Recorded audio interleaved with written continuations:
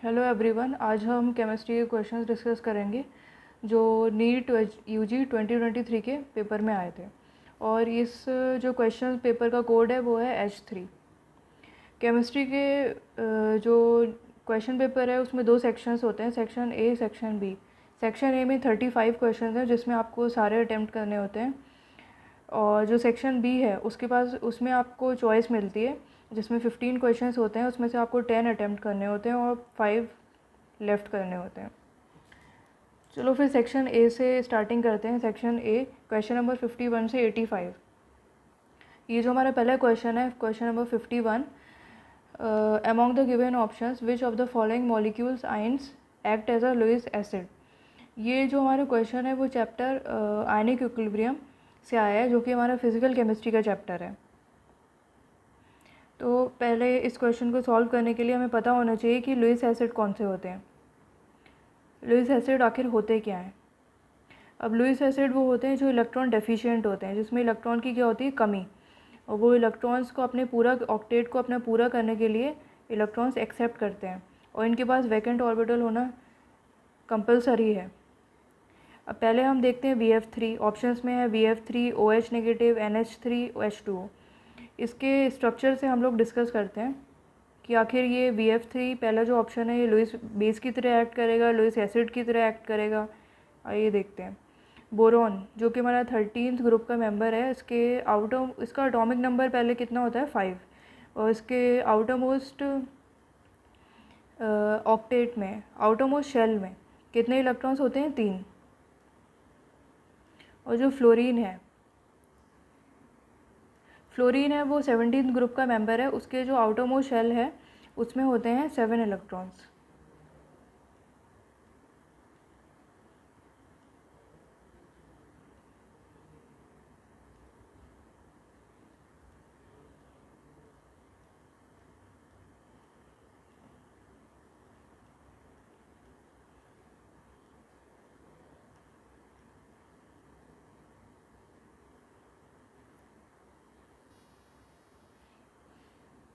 तो ये बोरॉन है, फ्लोरीन के साथ इलेक्ट्रॉन्स की शेयरिंग कर लेगा। अब ये शेयरिंग करेगा, एक इससे लेगा, एक इस फ्लोरीन से। और फ्लोरीन भी ऐसे ही बोरॉन के साथ इलेक्ट्रॉन्स की शेयरिंग करेगा।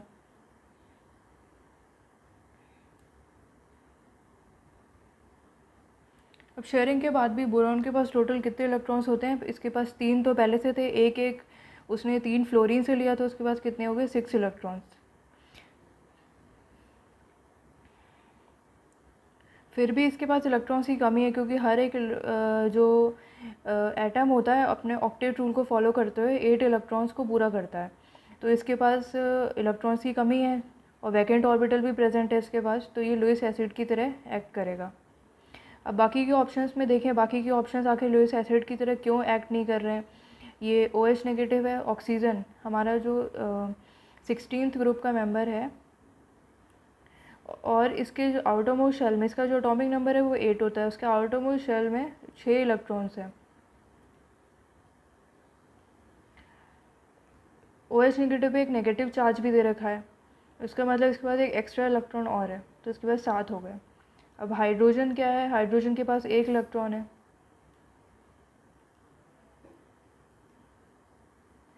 ये अपने इलेक्ट्रॉन्स की शेयरिंग करेंगे आपस में। हाइड्रोजन तो अपना डुप्लीट पूरा कर लेगा और ऑक्सीजन भी शेयरिंग से 1 इलेक्ट्रॉन हाइड्रोजन के साथ 1 इलेक्ट्रॉन की शेयरिंग कर लेगा। जिसमें क्या होता है, ऑक्सीजन के पास 6 तो पहले से ही थे और 1 इलेक्ट्रॉन एक्स्ट्रा था नेगेटिव चार्ज की वजह से, और 1 उसने हाइड्रोजन से ले लिया, तो उसके पास टोटल कितने हो गए, 8 इलेक्ट्रॉन्स। ऑक्टेट इसका पूरा हो गया है। बाकी ये लुईस बेस की तरह क्यों एक्ट करता है। लुईस बेस होते हैं इलेक्ट्रॉन्स को जो डोनेट करते हैं। इलेक्ट्रॉन्स को डोनेट करने के लिए उनके पास लोन पेयर होना ज़रूरी है। अगर हम देखें तो उसके पास कितने लोन पेयर हैं, एक ये लोन पेयर है, एक ये है और एक ये। तो OH नेगेटिव के पास टोटल 3 लोन पेयर हैं।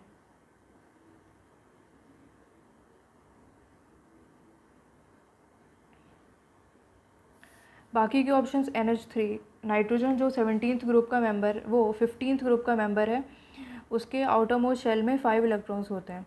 ये हाइड्रोजन के साथ एक एक इलेक्ट्रॉन की जब शेयरिंग करेगा तो उसके पास 8 इलेक्ट्रॉन्स पूरे हो जाएंगे। अब इसका स्ट्रक्चर अगर हम देखें,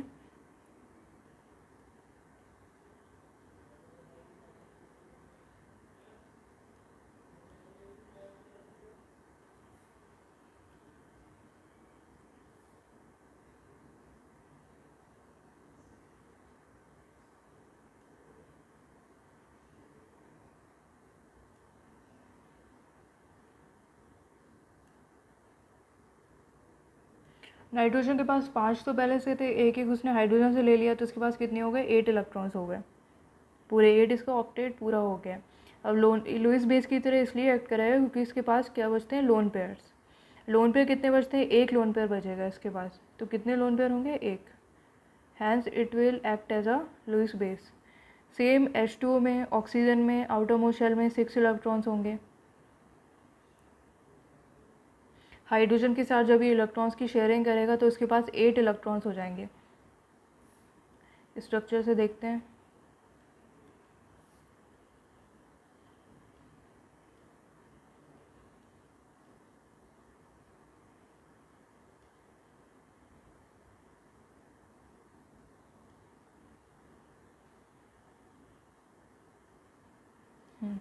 और इसके पास कितने लोन पेयर बचते हैं, एक तो लोन पेयर ये है, एक ये, तो इसके पास 2 लोन पेयर बचेंगे। Hence it will act as a Lewis base.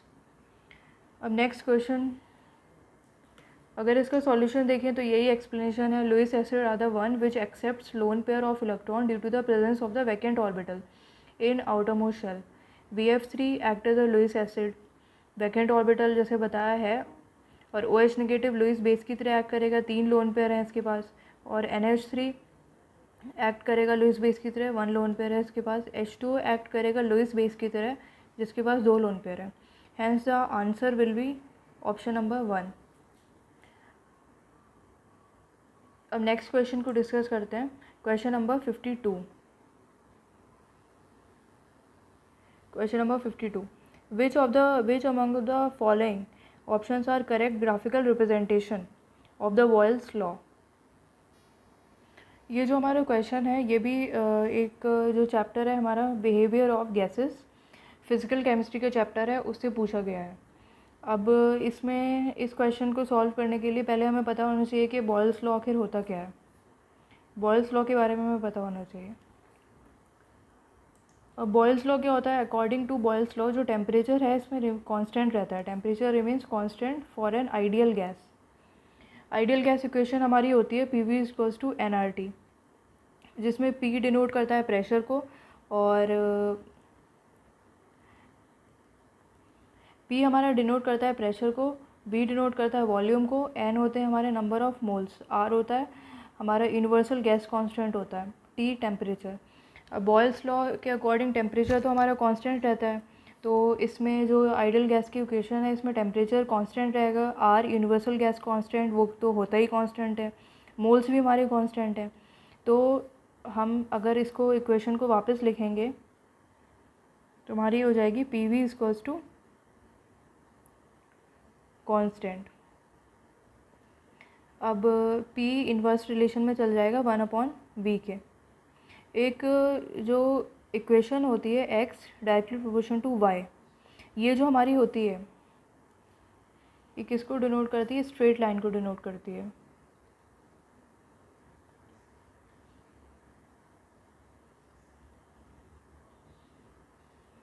Straight line को डिनोट करती है। अब यही सेम इस इक्वेशन को फॉलो कर रही है P, जो कि हमारा X को डिनोट करता है 1/V Y को, तो स्ट्रेट लाइन जिसमें बनेगी वो हमारा आंसर होगा। और स्लोप इसका क्या होता है, स्लोप इसका होगा nRT। जैसे जैसे हमारा टेम्परेचर बढ़ेगा वैसे वैसे हमारा स्लोप भी इंक्रीज़ होगा। अब ऑप्शंस में देखें बाकी के ग्राफ्स को। अब ये पहला जो ग्राफ है हमारा प्रेशर और 1/V के बीच में दे रखा है, पर ये स्ट्रेट लाइन नहीं है इसलिए ये इनकरेक्ट है। सेम इसमें क्या है, 1/V के साथ हम ग्राफ की बात कर रहे हैं, इसमें V दे रखा है इसलिए इनकरेक्ट है। तो हमारा जो ऑप्शन 4 है वो ही हमारे सारी जो कंडीशंस हैं उसको फॉलो कर रहा है।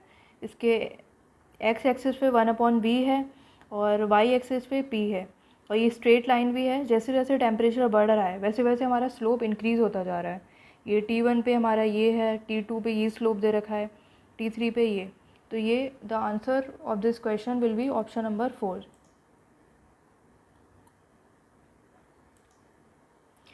अब आगे क्वेश्चन डिस्कस करते हैं। Question number 53, identify the product A in the following reaction. ये हमारा ऑर्गेनिक केमिस्ट्री का क्वेश्चन है। ऑर्गेनिक केमिस्ट्री में हमें जो रिएक्टेंट्स हैं हमारे, क्या क्या हमारे प्रोडक्ट हैं, पूरी जो नेमिंग रिएक्शंस हैं उनका पता होना ज़रूरी है। बाकी कौन सा रिएक्टेंट क्या फंक्शन करता है, क्या उसका वर्क होता है, वो भी पता होना ज़रूरी है। अब इसमें देखते हैं क्या है। प्रोडक्ट ए हमें बताना है क्या बनेगा।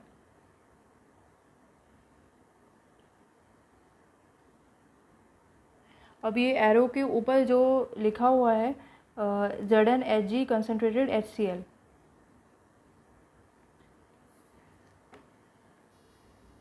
तो हमें इस क्वेश्चन को सॉल्व करने के लिए कि ये रिएजेंट कौन सा है, ZnHg कंसनट्रेटेड HCl कौन सा है, ये पता होना चाहिए क्या फंक्शन करता है इसका। तो अगर हम इस रिएजेंट की बात करें तो इसको हम बोलते हैं क्लेमेंसन्स रिएजेंट। क्या बोलते हैं? क्लेमेंसन्स रिएजेंट। देखें, क्लेमेंसन्स रिएजेंट, और ये रिएक्शन हो जाएगी क्लेमेंसन रिडक्शन। तो इसका जो फंक्शन होता है, ये जो कार्बोनिल ग्रुप होते हैं C+O वाले को, ये हमारा CH3 में चेंज कर देता है, एल्काइल में चेंज कर देता है। ठीक है। अब ये अगर हम रिएक्टेंट की बात करें, रिएक्टेंट में हमारा C+O ग्रुप आपको जहाँ जहाँ दिख रहा है वहाँ आपको CH2 एल्काइल में उसको चेंज करना है। एक तो C+O ग्रुप इधर है, एक C+O इधर है, दो ही जगह हमारे रिएक्टेंट में उन्होंने दे रखा है। तो बाकी और कोई रिएजेंट है नहीं, तो ये इसी पे वर्क करेगा और कोई चेंजेस प्रोडक्ट में नहीं आएंगे।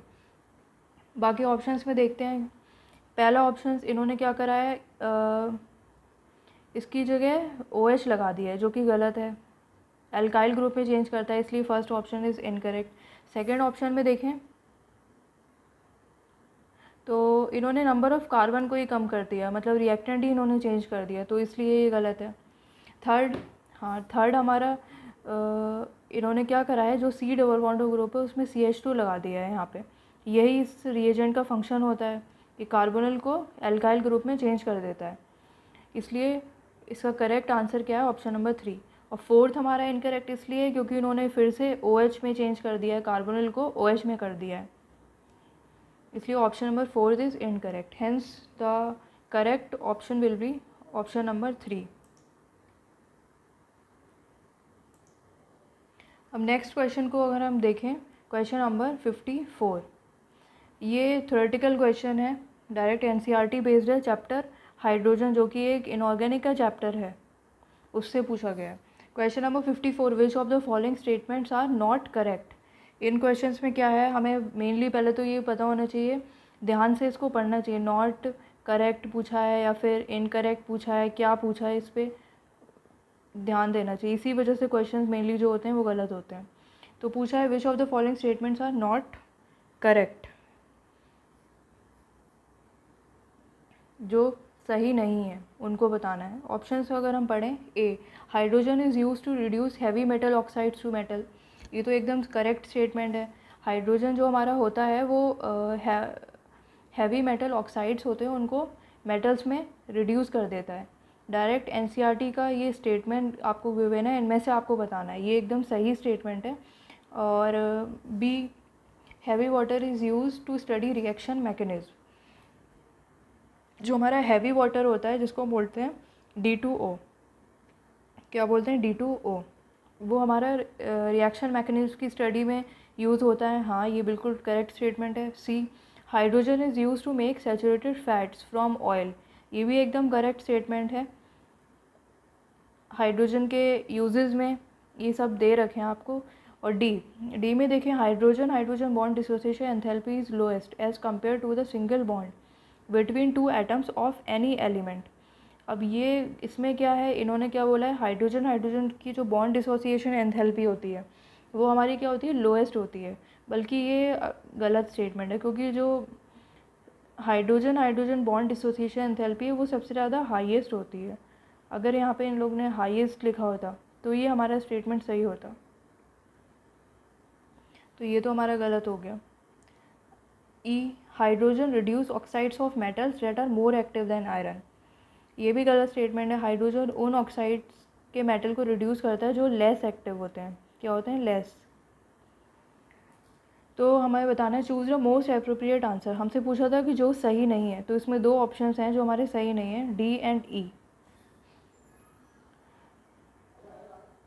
अगर हम ऑप्शंस में देखें तो डी एंड ई, हमारा पहला ऑप्शन ही हमें आंसर पता चलता है। So the answer of this question will be option number first 1। Statement A B C are correct. Hydrogen जैसे बताया, इसकी जो बॉन्ड डिसोसिएशन एंथैल्पी है वो लोएस्ट नहीं होती बल्कि हाईएस्ट होती है। और हाइड्रोजन रिड्यूस करता है ऑक्साइड्स ऑफ मेटल जो लेस एक्टिव होते हैं आयरन से। क्या होते हैं? Less active. अब नेक्स्ट क्वेश्चन को डिस्कस करते हैं। Question number 55। ये given below are the two statement, one is labelled as assertion A and the other is labelled as reason R. Assertion A है in the equation delta G is equals to minus N F E cell. Value of delta ji depends on n. Reason इसका given है E cell is an intensive property and delta G is an extensive property. In the light of the above statement choose the correct. इस word पे आपको ज़्यादा ध्यान देने की ज़रूरत है क्योंकि मोस्टली जो क्वेश्चंस होते हैं वो इसी वजह से गलत होते हैं। बच्चे इसको ध्यान से पढ़ नहीं पाते हैं और गलत ऑप्शन टिक कर देते हैं। तो choose the correct answer from the options given below. अब ये जो हमारा क्वेश्चन है वो चैप्टर है इलेक्ट्रोकेमिस्ट्री, जो एक फिजिकल केमिस्ट्री का चैप्टर है, उससे पूछा गया है। स्टेटमेंट बेस्ड क्वेश्चन है, असर्शन रीज़न वाला। अब देखते हैं असर्शन में हमारी जो इक्वेशन होती है delta G equals to minus N F E cell, ये हमारा फॉर्मूला है। और इसमें जो डेल्टा जी की वैल्यू वो डिपेंड करती है एन पे। एन क्या है? जो नंबर ऑफ़ इलेक्ट्रॉन्स हमारे क्या हुए हैं, एक्सचेंज, मोल्स ऑफ इलेक्ट्रॉन जो हमारे एक्सचेंज हुए हैं। असर्शन तो हमारा एकदम करेक्ट है। अब रीज़न में देखें, ई सेल क्या है? इंटेंसिव प्रॉपर्टी है, इंडिपेंडेंट होती है मैटर की ये। डेल्टा जी डिपेंड करती है मैटर पे, इसलिए ये एक्सटेंसिव है। तो अगर हम इसका सॉल्यूशन डिस्कस करते हैं तो आता है असर्शन तो हमारा करेक्ट है। जैसे मैंने बताया, ये डायरेक्ट इलेक्ट्रोकेमिस्ट्री में जो आपको फॉर्मूला बेस्ड क्वेश्चन है, ये डायरेक्ट इक्वेशन है जो कि एकदम करेक्ट है। एन पे डिपेंड कर रही है तो हमारा असर्शन तो ठीक है। और जो रीज़न हमारा दे रखा है वो भी हमारा एकदम करेक्ट है। ई सेल क्या है? इंटेंसिव प्रॉपर्टी, और डेल्टा जी क्या है? Extensive property.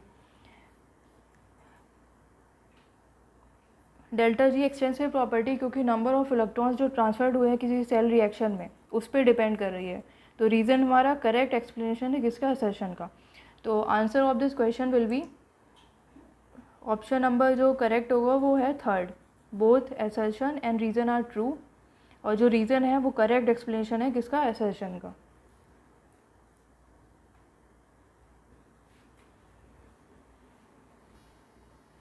अब नेक्स्ट क्वेश्चन डिस्कस करते हैं। Question number 56। Identify the product in the following reaction.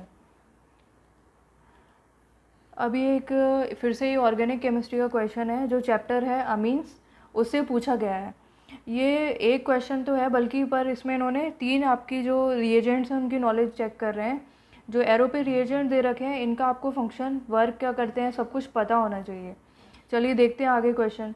अब देखते हैं ये जो रिएक्टेंट दे रखा है हमारा, इसका नाम क्या है? BDC। BDC क्या होता है? Benzene diazonium. BDC क्या होता है इसका? Benzene diazonium chloride. अब जो एरो पे रिएजेंट दे रखे हैं, पहला जो रिएजेंट है उस Cu2Br2/HBr, ये क्या है? सेंडमेयर रिएक्शन बोलते हैं इसको, सेंडमेयर रिएक्शन। इसमें क्या, अगर ये BDC Cu2Br2 के साथ HBr/HBr के साथ रिएक्ट करेगा तो जो आपके बाई प्रोडक्ट हैं उसमें पहले क्या निकलेगा? बाई प्रोडक्ट में N2 गैस निकल आएगी एक तो, और एक HCl भी निकल आएगा। और मेन प्रोडक्ट जो इसमें आपका बनेगा वो बनेगा ब्रोमोबेंजीन। मेन प्रोडक्ट आपका बनेगा ब्रोमोबेंजीन। अब जो ब्रोमोबेंजीन है वो बाकी जो रिएजेंट सेकंड दे रखा है Mg/ड्राई ईथर, उसके साथ रिएक्ट करेगा। अब इसके साथ ये कैसे रिएक्ट करता है, ब्रोमोबेंजीन Mg ड्राई ईथर के साथ रिएक्ट करेगा तो ये हमारा ऐसे कुछ बनाएगा। Mg क्या है, इसके बीच में आके लग जाएगा, लग गया।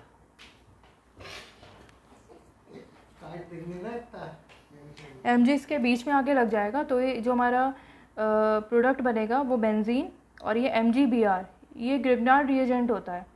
ठीक है, अब जो सेकेंड रिएजेंट है हमारा वो है H2O, वाटर के साथ रिएक्ट करेगा। हमें पता है वाटर कैसे टूटता है, H+OH नेगेटिव। अब ये बेंजीन MgBr के साथ रिएक्ट करेगा, ये टूटेगा ऐसे, बेंजीन पे इधर नेगेटिव चार्ज आएगा और MgBr के ऊपर क्या आएगा, पॉजिटिव चार्ज। अपोजिट अट्रैक्ट्स तो प्लस ये हाँ बेंजीन की तरफ जाके अटैच हो जाएगा, OH नेगेटिव MgBr के साथ जाके अटैच हो जाएगा। तो हमारा क्या बनेगा, एक तो बनेगा हमारा जो मेन प्रोडक्ट होगा वो बनेगा बेंजीन, और जो बाई प्रोडक्ट हमारे देखें वो है MgBrOH।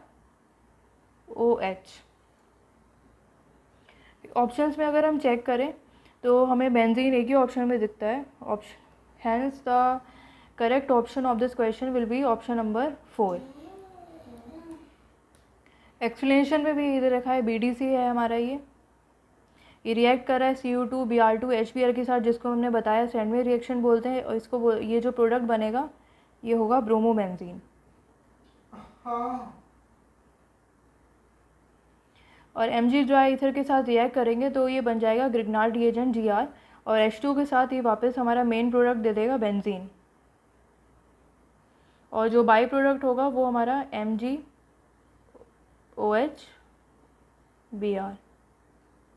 ठीक है।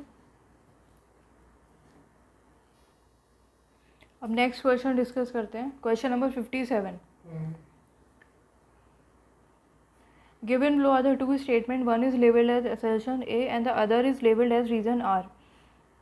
ये जो हमारा जो क्वेश्चन है ये स्टेटमेंट बेस्ड, ये इनऑर्गेनिक केमिस्ट्री का क्वेश्चन है, चैप्टर है P ब्लॉक और 18th ग्रुप, जो सबसे लास्ट ग्रुप है इनर्ट गैस वाला, उस ग्रुप का क्वेश्चन है। Assertion A, helium is use to dilute oxygen in the diving apparatus. Reason है helium has high solubility in O2। In the light of the above statement choose the correct answer from the options given below. इसमें अगर हम दोनों statements को देखें, जो assertion A है helium is use to dilute oxygen, ये एकदम करेक्ट स्टेटमेंट है, क्योंकि जो अंडर वाटर स्विमर्स होते हैं वो हीलियम का यूज़ करते हैं to dilute oxygen in diving apparatus होता है जो अंडर वाटर स्विमर्स यूज़ करते हैं। इसका रीज़न दे रखा है helium has high solubility. Reason तो गलत है, क्योंकि जो हीलियम होता है उसकी लो सॉल्युबिलिटी होती है, किसमें, O2 में। इसकी क्या लो सॉल्युबिलिटी होती है।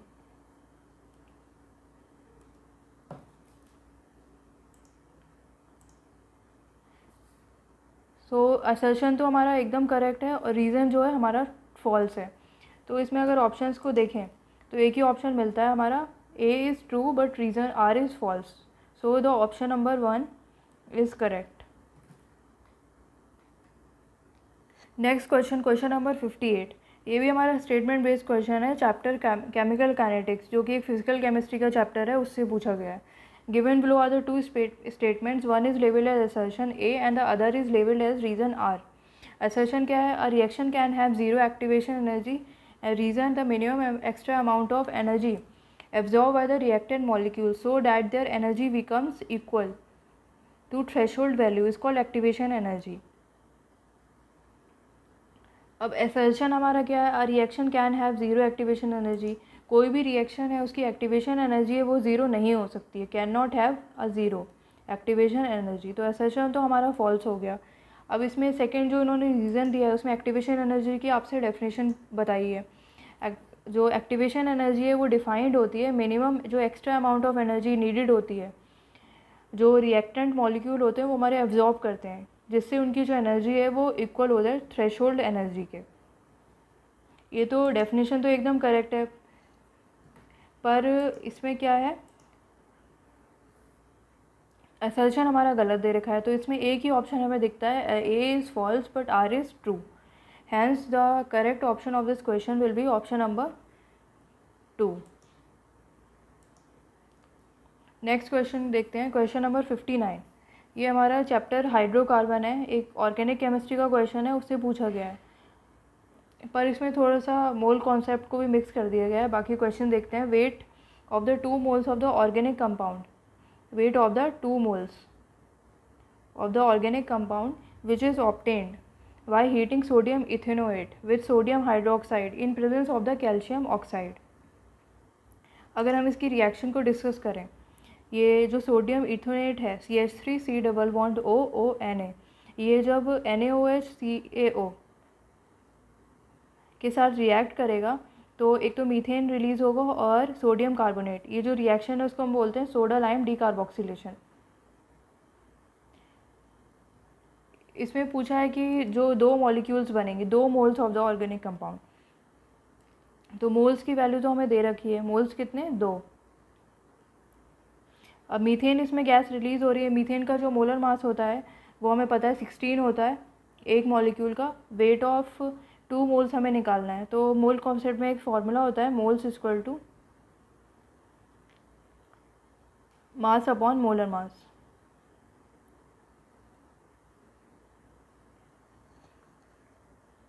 हमसे मास पूछा गया है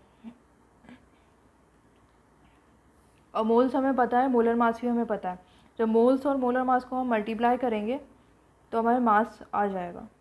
मास इक्वल टू मोल्स कितने हैं 2 और मोलर मास कितना है 16, हमारा आता है 32 gram. Hence the answer will be option number 4, 32 gram. Next question discuss करते हैं, क्वेश्चन नंबर 60। अब ये जो क्वेश्चन है वो क्या चैप्टर है, केमिकल बॉन्डिंग है हमारा।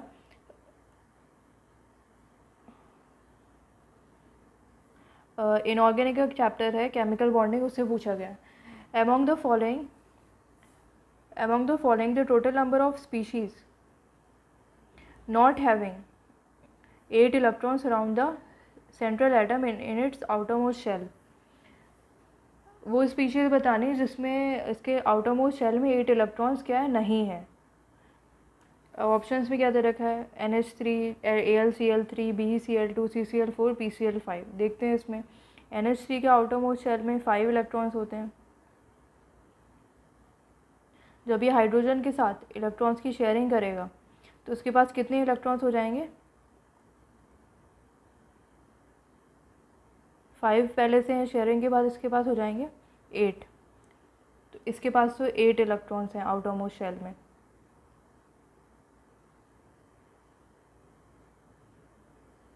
AlCl3 एल्युमिनियम के आउटरमोस्ट शेल में, सेकेंड ऑप्शन AlCl3 को देखेंगे, Al के एल्युमिनियम के आउटरमोस्ट शेल में 3 है। जब ये क्लोरीन के साथ शेयरिंग करेगा तो इसके जो टोटल इसके पास जो इलेक्ट्रॉन्स हो जाएंगे वो होंगे 6। BeCl2 इसके पास बी के बेरिलियम के आउटरमोस्ट शेल में 2 होते हैं, क्लोरीन के साथ ही जब शेयरिंग करेगा तो इसके पास कितने हो जाएंगे 4।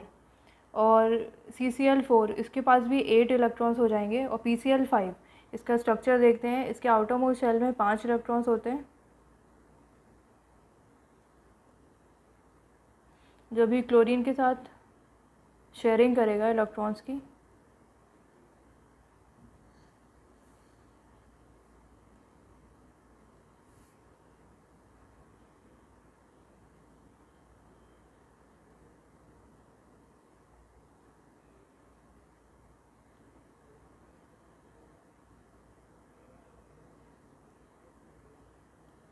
तो 5 तो इसके पास पहले से, तो एक एक क्लोरीन से ही जब ही ले लेगा तो इसके पास टोटल कितने हो जाएंगे 10।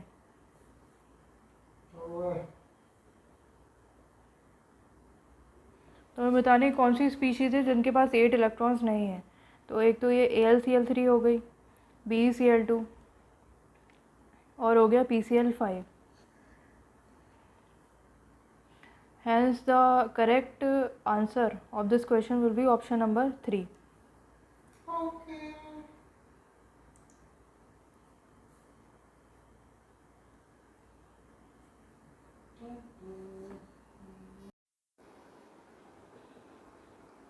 अब नेक्स्ट क्वेश्चन देखते हैं. Question number 61. The relation between the n m, जो कि हमारा है number of permissible values of magnetic quantum number को डिनोट कर रहा है for the given value of azimuthal quantum number, जो कि है एल.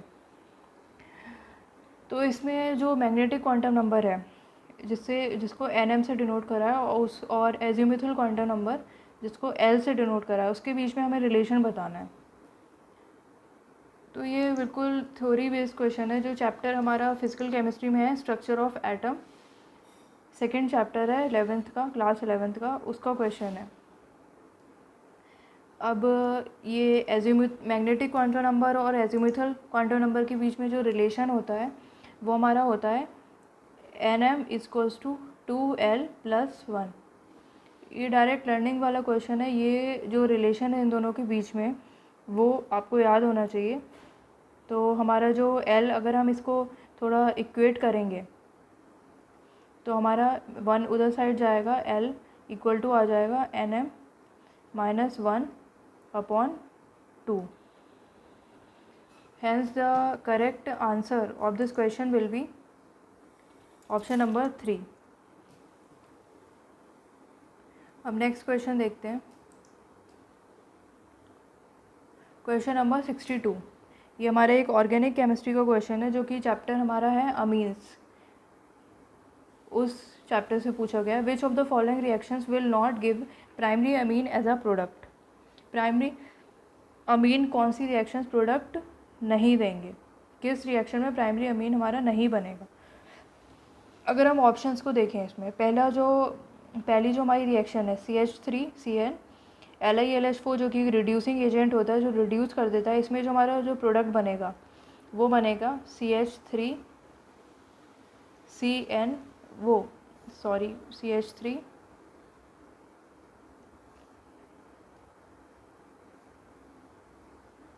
CH2 और NH2, जो कि एक प्राइमरी अमीन है. तो ये रिएक्शन तो प्राइमरी अमीन हमारी दे रही है. और सेकेंड रिएक्शन में देखें तो ये आइसोसाइनाइड है CH3NC. इसमें भी LiLH4 दे रखा है, जो कि एक रिड्यूसिंग एजेंट है. इससे हमारा क्या प्रोडक्ट बनेगा, सेकेंड डिग्री अमीन बनेगा, 2 डिग्री अमीन. इसमें क्या प्रोडक्ट बनेगा, CH3NHCH3, जो कि प्राइमरी नहीं, एक सेकेंडरी अमीन है, 2 डिग्री.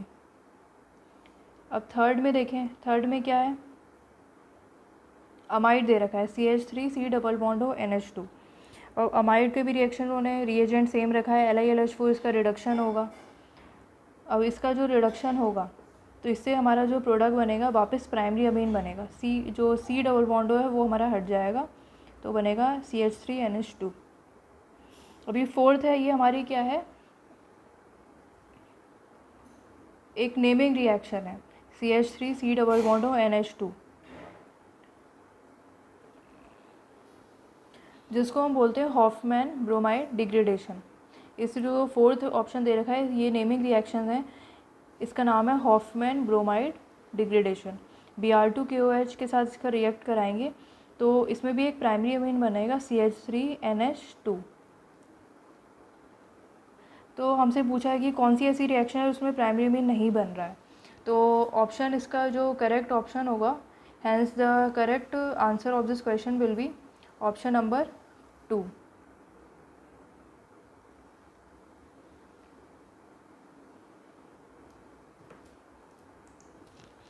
ये सॉल्यूशन में यही गिवन है जो मैंने अभी समझाया. CH3NC, जो कि हमारा ये आइसोसाइनाइड है, इसमें सेकेंडरी अमीन बना है. और ये जो अमाइड है उसके साथ प्राइमरी अमीन बना है. और जो साइनाइड है उसके साथ भी प्राइमरी अमीन बना है.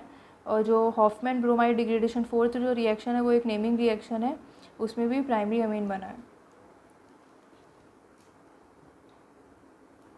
नेक्स्ट क्वेश्चन डिस्कस करते हैं. Question number 63.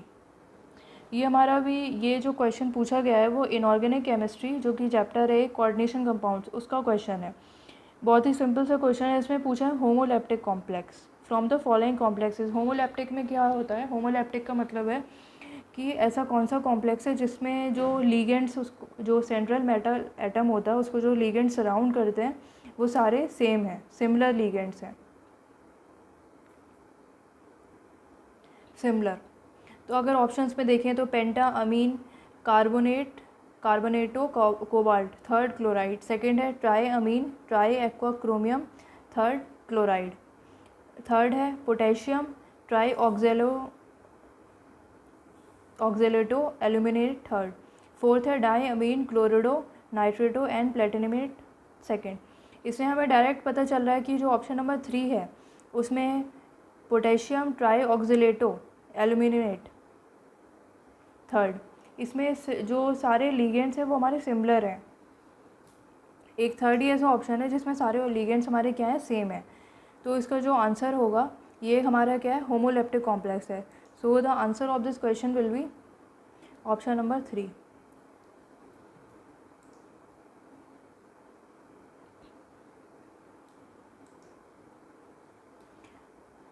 नेक्स्ट क्वेश्चन देखते हैं, जो question number 64। Some tranquillisers are listed below, which one from the following belongs to barbiturates. अब ये भी एक ऑर्गेनिक केमिस्ट्री का क्वेश्चन है। ये हमारा जो लास्ट के 3 चैप्टर्स दे रखे हैं ऑर्गेनिक केमिस्ट्री में, जो एकदम थ्योरी बेस्ड चैप्टर्स हैं, chapter chemistry in everyday life से पूछा गया है। अब इसमें क्या है, बारबिचुरेट्स का कौन सा एग्जाम्पल है वो पूछा है। पहला है वेलियम, वेरोनल, क्लोरोडाइजिपॉक्साइड, मैप्रोबेमेट। अब जो वेरोनल है वो हमारा क्या होता है, डेरिवेटिव होता है इसका बारबिचुरिक एसिड का, और इसको हम क्या बोलते हैं, बारबिचुरेट। वेरोनल को हम बोलते हैं बारबिचुरेट। और जो मैप्रोबेमेट होगा, वेलियम होगा, क्लोरोडाइजिपॉक्साइड होगा, ये हमारे क्या थे, ट्रैंक्विलाइजर्स में काउंट होते हैं। Hence the correct answer of this question will be option number 2।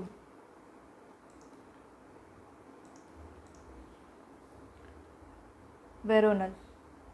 बाकी जो सारे हैं वो हमारे किस में काउंट होते हैं, वो सब ट्रैंक्विलाइजर्स हैं। एक वेरोनल ही है जो बारबिचुरेट का डेरिवेटिव है, बारबिचुरिक एसिड का डेरिवेटिव है, इसलिए उसको क्या बोला है, बारबिचुरेट। अब नेक्स्ट क्वेश्चन डिस्कस करते हैं, क्वेश्चन नंबर 65, जो कि चैप्टर पॉलीमर है। ये भी हमारा ऑर्गेनिक केमिस्ट्री का एक चैप्टर है पॉलीमर, उससे पूछा गया है। Which among the following molecules on polymerization produces neoprene. इसमें ऑप्शंस दे रखे हैं, न्यूप्रीन, कौन सा मॉलिक्यूल जो ऑप्शंस दे रखे हैं उसमें से पॉलीमराइजेशन के बाद न्यूप्रीन फॉर्म करेगा। न्यूप्रीन क्या होता है, फ्री रेडिकल पॉलीमराइजेशन होता है किसका, क्लोरोप्रीन का। क्लोरोप्रीन क्या है, 2 क्लोरो 1,3 ब्यूटाडाइन। 2 क्लोरो 1,3 ब्यूटाडाइन के पॉलीमराइजेशन से क्या फॉर्म होती है, न्यूप्रीन। अब इसका हम जब पॉलीमराइजेशन करते हैं तो हमारा ऐसे न्यूप्रीन स्ट्रक्चर फॉर्म हो जाता है। अब हमें ये याद होना चाहिए कि न्यूप्रीन किससे बनता है, क्लोरोप्रीन के पॉलीमराइजेशन से, जो कि हमारा IUPAC नेम अगर इसका हम देखें तो है 2 क्लोरो 1,3 ब्यूटाडाइन। अब इसमें 2 क्लोरो 1,3 ब्यूटाडाइन तो हमें ऑप्शन नंबर फर्स्ट में ही दिख रहा है एक, बाकी में तो कोई क्लोरीन भी नहीं लगा हुआ है, इससे हमारे बाकी ऑप्शंस को एलिमिनेट करना बहुत ईजी हो गया। Hence the correct answer of this question will be option number 3।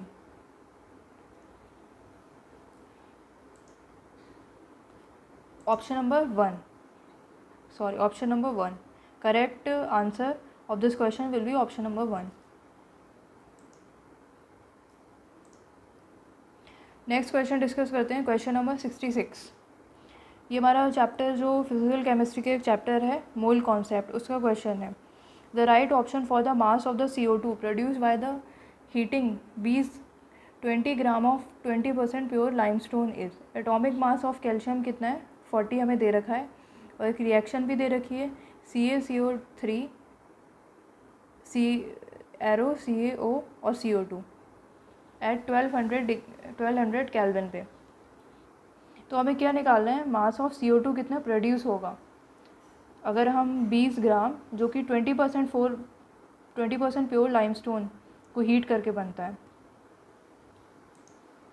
अब वेट ऑफ इम्प्योर लाइमस्टोन कितना है? टोटल वेट इम्प्योर का क्या दे रखा है? 20 ग्राम, जिसमें से क्या बोला गया है, जो 20% है वो हमारा प्योर है। तो हम पहले 20 ग्राम का 20% निकालेंगे। 20% निकालेंगे तो 4 ग्राम आता है, जो कि हमारा क्या है, प्योर लाइमस्टोन।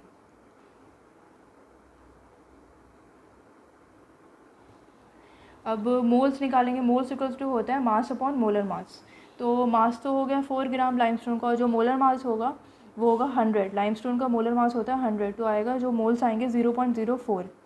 अब रिएक्शन के अकॉर्डिंग 1 मोल लाइमस्टोन से कितना मोल CO2 बन रहा है? 1। तो ऐसे 0.04 मोल्स लाइमस्टोन से 0.04 मोल CO2 बनेगी। अब मोल्स हमने मोल कॉन्सेप्ट में एक फॉर्मूला पढ़ रखा है कि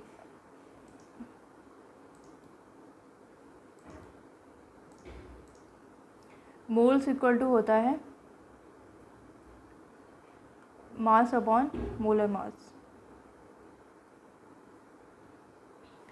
अब हमें वेट जो मास कितना होगा किसका, CO2 का निकालना है। मोल्स हमें पता चल गया, जितने लाइमस्टोन के मोल्स हैं उतने ही CO2 के मोल्स बन रहे हैं 0.04, और जो CO2 का मोलर मास होता है वो होता है 44।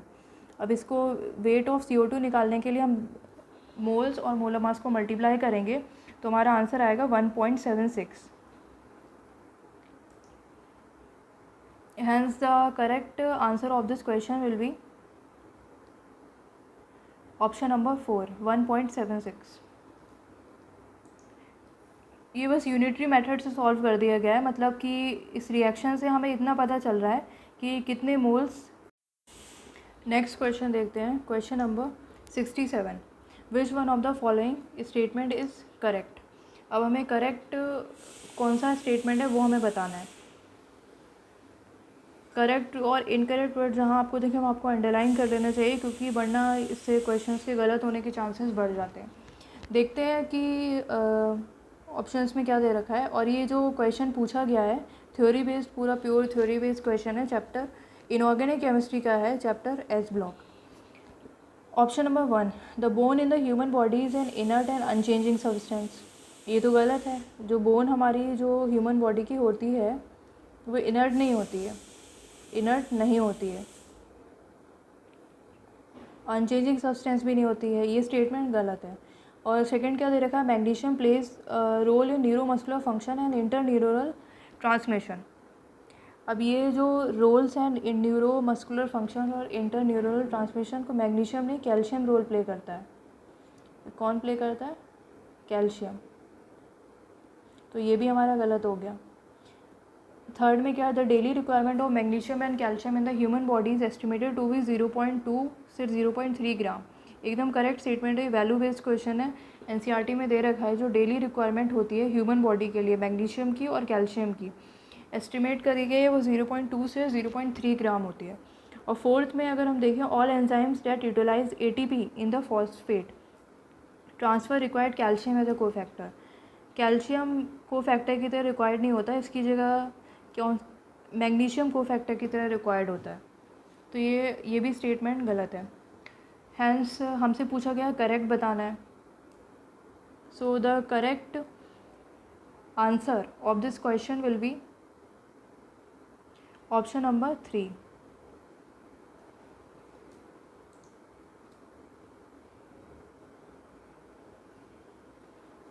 अब देख सकते हैं इसमें कि एनसीईआरटी ये जो वैल्यू दे रखी है 0.2 से 0.3 ग्राम, एनसीईआरटी एस ब्लॉक जो बायोलॉजिकल इंपॉर्टेंस दे रखी है किसकी, मैग्नीशियम की और कैल्शियम की, वहाँ उस पैराग्राफ से क्वेश्चन पूछा गया है।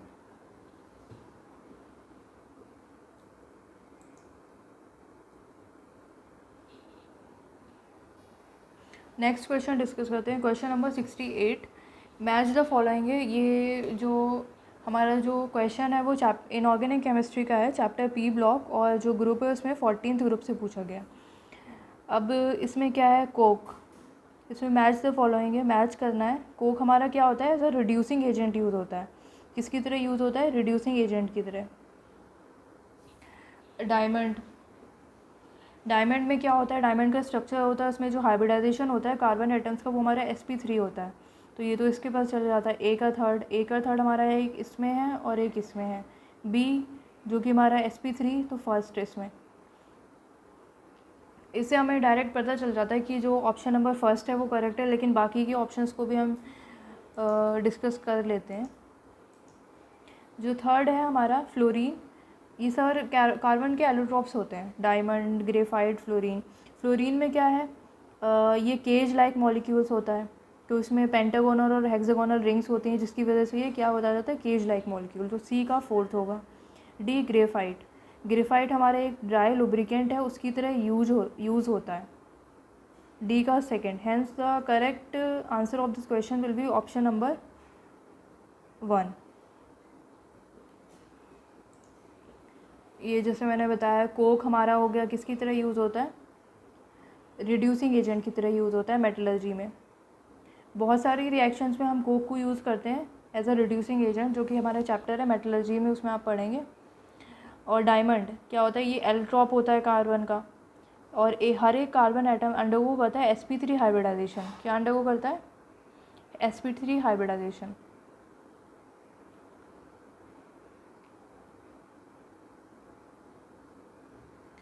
और बकमिंस्टर फ्लोरीन, इसमें क्या होता है, 6 मेंबर्ड रिंग होती है और 5 मेंबर्ड रिंग्स होती हैं। हेक्सागोनल और पेंटागोनल रिंग्स होती हैं जैसे बताया। हैंस क्या होता है, ये केज लाइक मॉलिक्यूल होता है। और ग्रेफाइट सॉफ्ट होता है, स्लिपरी होता है, और इसमें क्या होते हैं, वीक वॉन्डरवॉल फोर्सेस होते हैं, वीक वॉन्डरवॉल अट्रैक्शंस होते हैं। हैंस ये वीक वॉन्डरवॉल अट्रैक्शन की वजह से ये यूज़ होता है तो ड्राई लुब्रिकेंट मशीन्स में, किसमें, जो हाई टेम्परेचर पर रन कर रही होती हैं।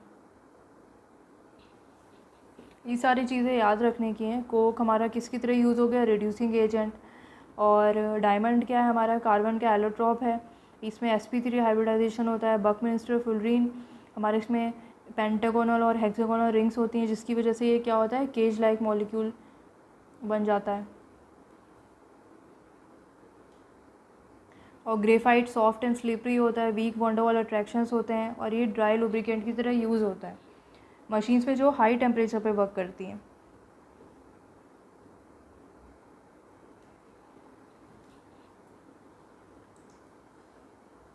नेक्स्ट क्वेश्चन डिस्कस करते हैं।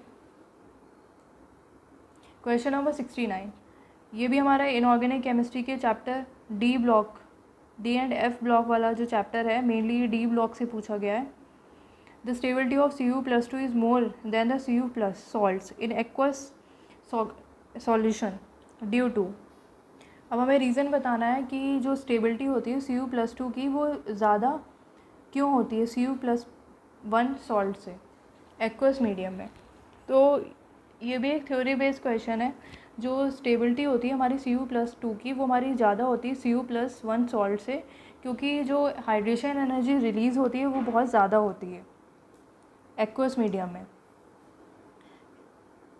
Cu+2 के केस में हाइड्रेशन एनर्जी जो रिलीज़ होती है वो बहुत ज़्यादा होती है, इसलिए Cu+2 स्टेबल होता है। अभी ये क्या रिएक्शन दे रखी है, Cu जो सॉलिड में है, इसको हम गैशियस मीडियम में कन्वर्ट करने के लिए एक एनर्जी देते हैं, इसको हम बोलते हैं हाइड्रेशन एटॉमिजाइजेशन, एटम्स में कन्वर्ट करने के लिए। अब आयोनाइजेशन एनर्जी 1, एक इलेक्ट्रॉन को हम रिमूव करेंगे तो ये फर्स्ट आयोनाइजेशन एनर्जी होगी, जिस पे एक प्लस साइन आएगा, और सेकेंड इलेक्ट्रॉन को हम रिमूव करेंगे सेकेंड आयोनाइजेशन एनर्जी से, +2 चार्ज आएगा। और इसको गैशियस मीडियम है, उसको हम एक्वस में चेंज करने के लिए कौन सी एनर्जी देंगे, हाइड्रेशन एनर्जी। तो जो हाइड्रेशन एनर्जी हमारी रिलीज़ होती है Cu+2 के केस में, वो बहुत ज़्यादा होती है, मोर होती है, जिस वजह से Cu+2 हमारा स्टेबल होता है Cu+1 के कंपेयर में। हैंस द रीज़न इसका जो होगा वो होगा hydration energy. Hence the correct answer of this question will be option number 1।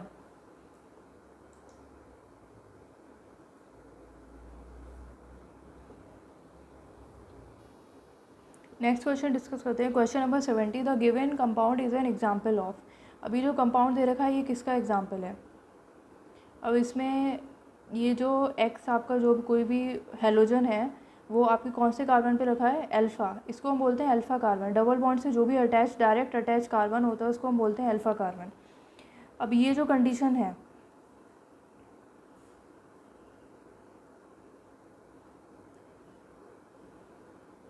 Direct double bond से अटैच जो अल्फ़ा कार्बन है उससे जो हमारा हेलोजन अटैच है, इस कंडीशन को बोलते हैं एलाइलिक हैलाइड। क्या बोलते हैं? Allylic halide. और जो बाकी के ऑप्शंस अगर हम देखें तो विनाइलिक हैलाइड क्या होगा अगर ये डबल बॉन्ड से डायरेक्ट अटैच होगा।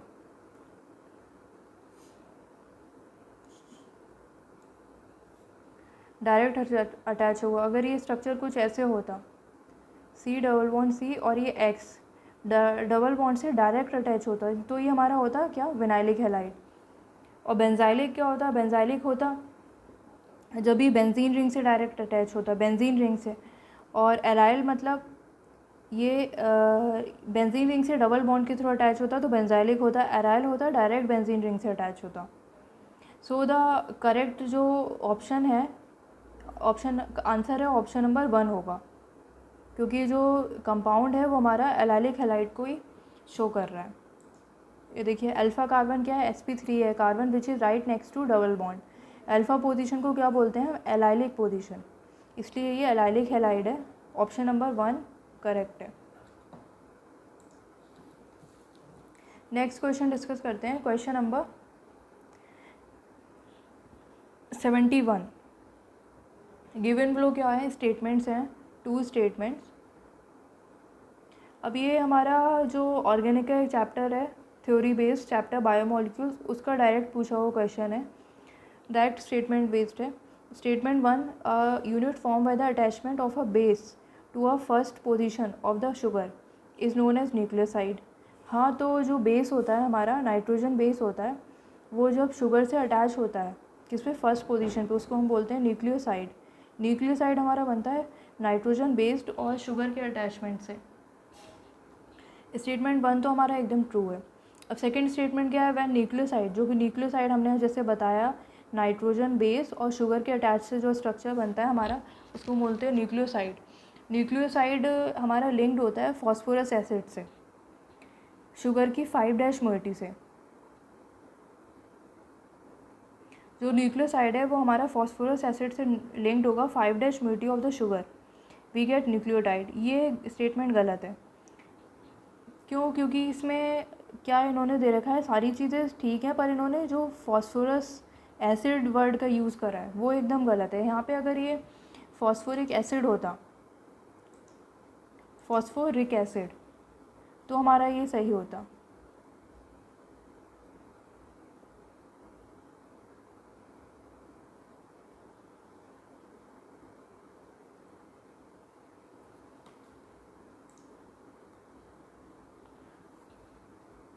अगर हम सॉल्यूशन देखें तो वो जब nucleoside is link to the phosphoric acid at 5' position of the sugar moiety, we get nucleotide. ये जो पहला स्ट्रक्चर है न्यूक्लियोसाइड का दे रखा है। न्यूक्लियोसाइड किससे बनता है? Nitrogen base plus sugar. और इसमें अगर फॉस्फोरिक, न्यूक्लियोसाइड में फॉस्फोरिक एसिड भी जुड़ जाए तो न्यूक्लियोटाइड बन जाता है। ये जो हमारा नाइट्रोजन बेस है ये हमारी क्या है? शुगर है, शुगर के फर्स्ट कार्बन से जुड़ा हुआ है। ये रहा फर्स्ट कार्बन, इससे जुड़ा हुआ है। और इसमें क्या है? जो ये हमारा पूरा जो स्ट्रक्चर है ये न्यूक्लियोसाइड है, ये हमारा शुगर के फिफ्थ कार्बन से जुड़ा हुआ है फॉस्फोरिक एसिड, तो इसको हम बोलते हैं nucleotide. Hence the statement first जो है वो हमारा ट्रू है और सेकंड है फॉल्स है। जैसे बताया यहाँ पे अगर फॉस्फोरिक एसिड होता, फॉस्फोरस एसिड की जगह, तो हमारा स्टेटमेंट सही होता। Hence the correct answer of this question will be option number 1।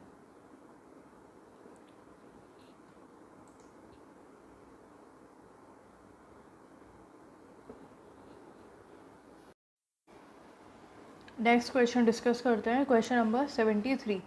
The number of the sigma bonds and the pi bonds and the lone pair of the electron in pyridine respectively are. तो हमें बताना है pyridine होता है जो structure, उसमें sigma bonds कितने होंगे और पाई बॉन्ड्स कितने होंगे और लोन पेयर कितने होंगे। तो इसका पायरिडीन का अगर हम स्ट्रक्चर देखें तो कुछ ऐसा होता है पायरिडीन का स्ट्रक्चर। इसमें अगर हम लोन पेयर देखें तो लोन पेयर तो एक ही है नाइट्रोजन के पास, ये हमारा एक ही लोन पेयर है। बाकी अगर सिग्मा बॉन्ड देखें जो एक सिंगल बॉन्ड होता है, एक सिंगल बॉन्ड होता है वो हमारा क्या बनाता है, एक सिग्मा बॉन्ड।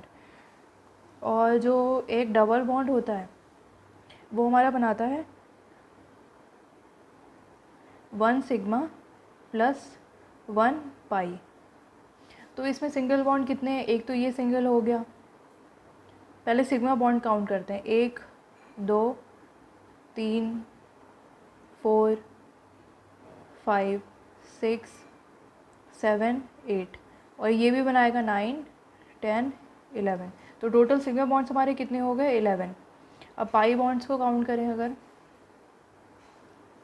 पाई बॉन्ड हमारा क्या डबल बॉन्ड होता है, एक सिग्मा और एक पाई बनाता है, तो इसमें 3 डबल बॉन्ड है तो 3 पाई बॉन्ड बनेंगे। तो नंबर ऑफ पाई बॉन्ड कितने हो गए, 3, और number of lone pair of electron कितने हो गया, 1। Hence the correct answer of this question will be answer number 1। Sigma bonds हमारे हो गए टोटल 11, पाई बॉन्ड हो गए हमारे 3, और लोन पेयर हो गए 1। नेक्स्ट क्वेश्चन देखते हैं, जो कि क्वेश्चन नंबर 74 है, हमारा फिजिकल केमिस्ट्री का क्वेश्चन है। 12th का जो फर्स्ट चैप्टर है, चैप्टर सॉलिड स्टेट, उससे पूछा गया है। The compound is form by the 2 elements A and B. The element B form करता है cubic close packed structure, and the atoms of A occupy करता है 1/1/3 of tetrahedral void, and if the formula of the compound is A X B Y. तो हमें जो value है x plus Y की वो बतानी है। अब इसमें क्या है, ये सीसीपी पैकिंग करता है, सीसीपी पैकिंग में जो एलिमेंट बी है फॉर्म करता है सीसीपी स्ट्रक्चर। तो इसमें जब हम इसको सॉल्व करेंगे तो बी के केस में तो जो नंबर ऑफ़ एटम्स होते हैं वो क्या होते हैं, सीसीपी के केस में 4 होते हैं नंबर ऑफ़ एटम्स। तो बी हमारा कितना हो जाएगा, 4। वाई की वैल्यू कितनी हो जाएगी, 4।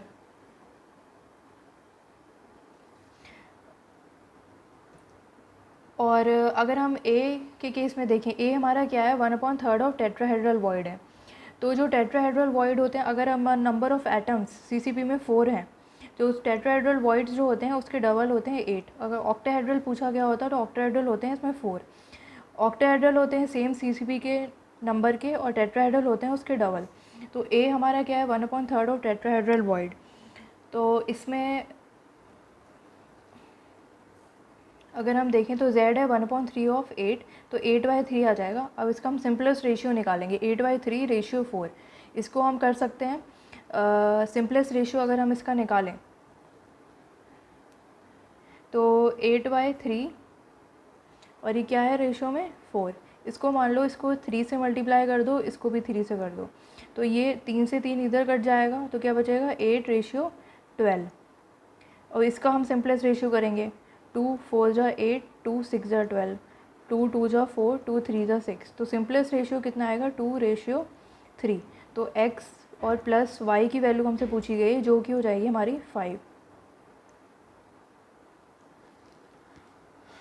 कोई भी जो आपका आंसर आता है उसको आपको सिंपलेस्ट रेशियो में करना है, डायरेक्ट ऐड करके बताएंगे तो वो गलत हो जाएगा। Hence the correct answer of this question will be option number 3, x plus Y equal to 5। और सीसीपी में आपको मेनली पता होना चाहिए कि इसमें सीसीपी की बात हो रही है जिसमें z की वैल्यू होती है 4। हेक्सागोनल क्लोज पैकिंग होता है उसमें z की वैल्यू 6 होती। तो हमारे अगर हेक्सागोनल क्लोज पैकिंग होता तो जो z की वैल्यू उसमें 6 होती, तो टेट्राहेड्रल वॉइड कितने होते, 12, और ऑक्टाहेड्रल वॉइड कितने होते, वो 6 ही होते।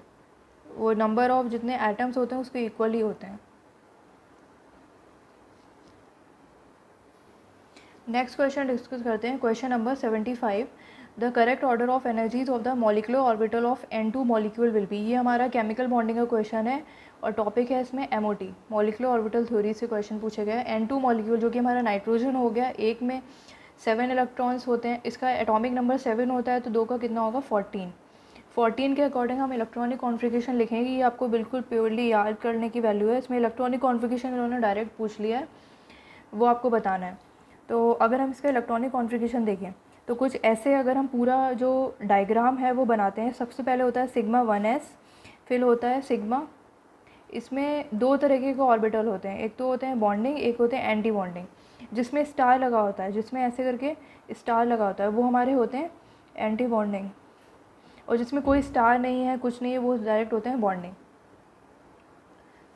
अब अगर इलेक्ट्रॉनिक कॉन्फ़िगरेशन का देखें तो पहले होता sigma 1s, sigma star 1s, sigma 2s, sigma star 2s, पाई 2px, पाई 2py, दोनों सेम एनर्जी लेवल पे हैं, और सिग्मा 2pz, पाई 2px स्टार, पाई 2py स्टार, ये एंटी बॉन्डिंग वाले हैं। और सिग्मा 2pz अगर इसको हम फुल करेंगे तो N2 में कितने हो गए 14 इलेक्ट्रॉन्स। 14 को अगर हम फिल करते हैं, एक ऑर्बिटल में 2 इलेक्ट्रॉन्स की फिलिंग होती है, इसमें 1 2 3 4 5 6 7 8। अब जो सेम एनर्जी लेवल पे इलेक्ट्रॉन्स हैं उनको फिल करने के लिए पहले एक हम इसमें फिल करेंगे, फिर एक इसमें फिल करेंगे, फिर वापस से एक इसमें फिल करेंगे, फिर इधर एक साथ फिल नहीं करेंगे। तो कितने हो गए थे 1 2 3 4 5 6 7 8 9 10 11 12 13 14। तो यहाँ तक फिल हुआ है। इलेक्ट्रॉनिक कॉन्फ़िगरेशन हमें देखना है, तो हमारा जो ऑप्शन मैच करता है वो आंसर नंबर ऑप्शन नंबर 4 है। So the correct answer of this question will be option number 4। ये डायरेक्ट आपको इलेक्ट्रॉनिक कॉन्फ़िगरेशन याद होना चाहिए। नेक्स्ट क्वेश्चन देखते हैं, question number 76। Given below are the two statement, one is labeled as assertion A and the other is labeled as reason R। तो assertion हम देखें, ये जो क्वेश्चन है ये भी हमारा स्टेटमेंट बेस्ड क्वेश्चन है, AR टाइप का है, और ये हमारे इनऑर्गेनिक केमिस्ट्री से पूछा गया है, जो कि हमारा चैप्टर है S block. Direct S block से पूछा है, स्टेटमेंट सारे डायरेक्ट NCERT से लिए गए हैं। assertion हमारा बोलता है the metallic sodium dissolves in liquid ammonia giving a deep blue solution which is paramagnetic. ये तो एकदम करेक्ट स्टेटमेंट है। जो भी हमारे एल्कली मेटल्स होते हैं, जितने भी हमारे एल्कली मेटल हैं, ली ना के रब से फरियाद ला, lithium, sodium, potassium, rubidium, caesium, francium, ठीक है। ये जितने भी हमारे अल्कली मेटल हैं, ये सारे हमारे लिक्विड अमोनिया में जब डिज़ोल्व होंगे तो हमारे एक डीप ब्लू कलर का सॉल्यूशन देते हैं। कौन से कलर का? डीप ब्लू सॉल्यूशन देते हैं, जो कि हमारा क्या होता है? पैरामैग्नेटिक है। असर्शन एकदम करेक्ट है। और रीज़न की बात करें तो deep blue solution is due to the formation of amidines. जो डीप ब्लू सॉल्यूशन है वो फॉर्मेशन ऑफ अमाइडाइन से नहीं होता, वो क्या होता है हमारा ड्यू टू अमोनेटेड इलेक्ट्रॉन्स। तो यहाँ पे जो ये रीज़न दे रखा है डीप ब्लू होने का, वो हमारा गलत दे रखा है। ये जो डीप ब्लू सॉल्यूशन हमारा आता है वो हमारा आता है it is due to the ammoniated electron, वो जो एब्जॉर्ब करते हैं एनर्जी विजुअल रीजन में ऑफ द लाइट में और इम्पार्ट करते हैं ब्लू कलर। और ये अनपेयर्ड इलेक्ट्रॉन की वजह से ही जो है हमारा पैरामैग्नेटिक होता है। तो हमारा जो असर्शन है वो तो हमारा एकदम करेक्ट है, पर जो रीज़न इन्होंने दिया है वो हमारा फॉल्स है। तो इसमें हमारा ऑप्शन क्या होगा? A is true but R is false. So the correct answer of this question will be option number 1।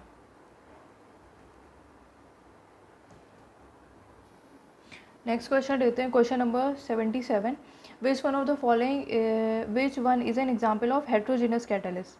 Heterogeneous catalyst लेंगे जिसमें वो होता है जिसमें जो रिएक्टेंट और जो कैटलिस्ट हम यूज़ कर रहे हैं उसका जो स्टेट होती है, फिज़िकल जो स्टेट होती है वो हमारी डिफरेंट हो। मतलब अगर कोई गैशियस स्टेट में रिएक्टेंट दे रखे हैं तो उसका जो कैटलिस्ट है वो सॉलिड या फिर लिक्विड स्टेट में होना चाहिए।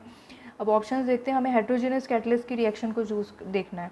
इस सरफेस केमिस्ट्री जो कि हमारा फिज़िकल केमिस्ट्री का एक चैप्टर है, उसका क्वेश्चन है, डायरेक्ट NCERT बेस्ड है। उसमें NCERT में आपको जो कैटलिसिस टॉपिक है उसमें बहुत ही सारी रिएक्शन के एग्जाम्पल दे रखे हैं, उन्हीं में से इन लोग ने उठा के पूछा है।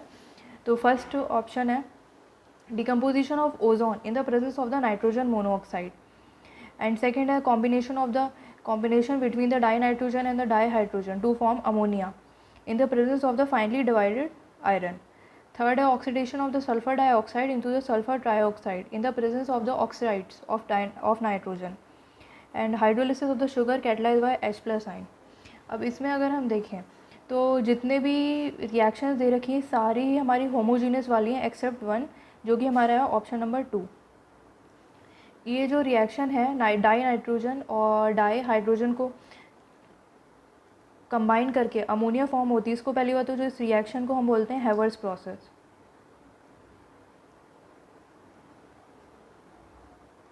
क्या बोलते हैं? हेवर्स प्रोसेस, ठीक है। और जो बाकी की जो रिएक्शन है सारी हमारी होमोजीनियस कैटलिस्ट की है। सेकंड वाली है जो हेट्रोजीनियस कैटलिस्ट है। अब इसमें देखें, जो पहली रिएक्शन है उसमें भी हमारा कैटलिस्ट और रिएक्टेंट्स का जो स्टेट है वो सेम है। ओजोन वाले में जो डिकम्पोजिशन हो रहा है उसमें भी सेम है। और जो SO2 कंबाइन होकर सल्फर ट्राईऑक्साइड बना रही है उसमें भी रिएक्टेंट और जो कैटलिस्ट का जो स्टेट है वो भी सेम है। Hence the correct answer of this question will be option number 2।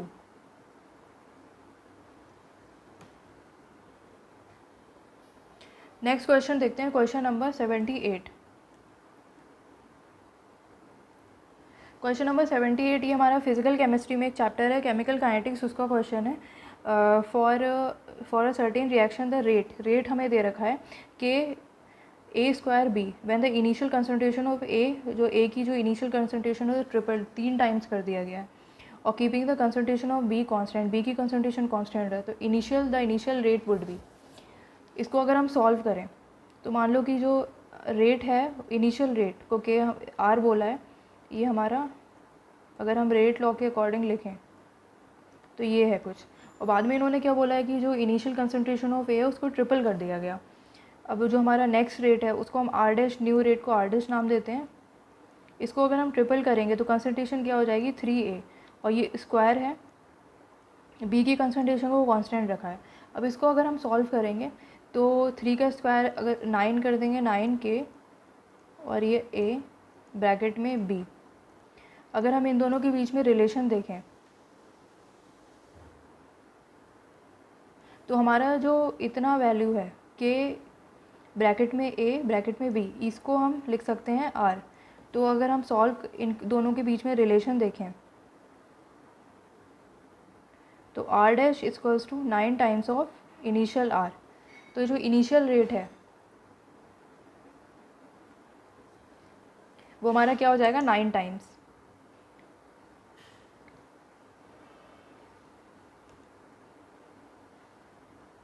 Initial rate हमारा 9 टाइम्स हो जाएगा। सो the correct answer of this question will be option number 1। 9 times जो रेट है हमारा इंक्रीज़ हो रहा है, न्यू रेट प्रीवियस रेट के 9 टाइम्स हो रहा है।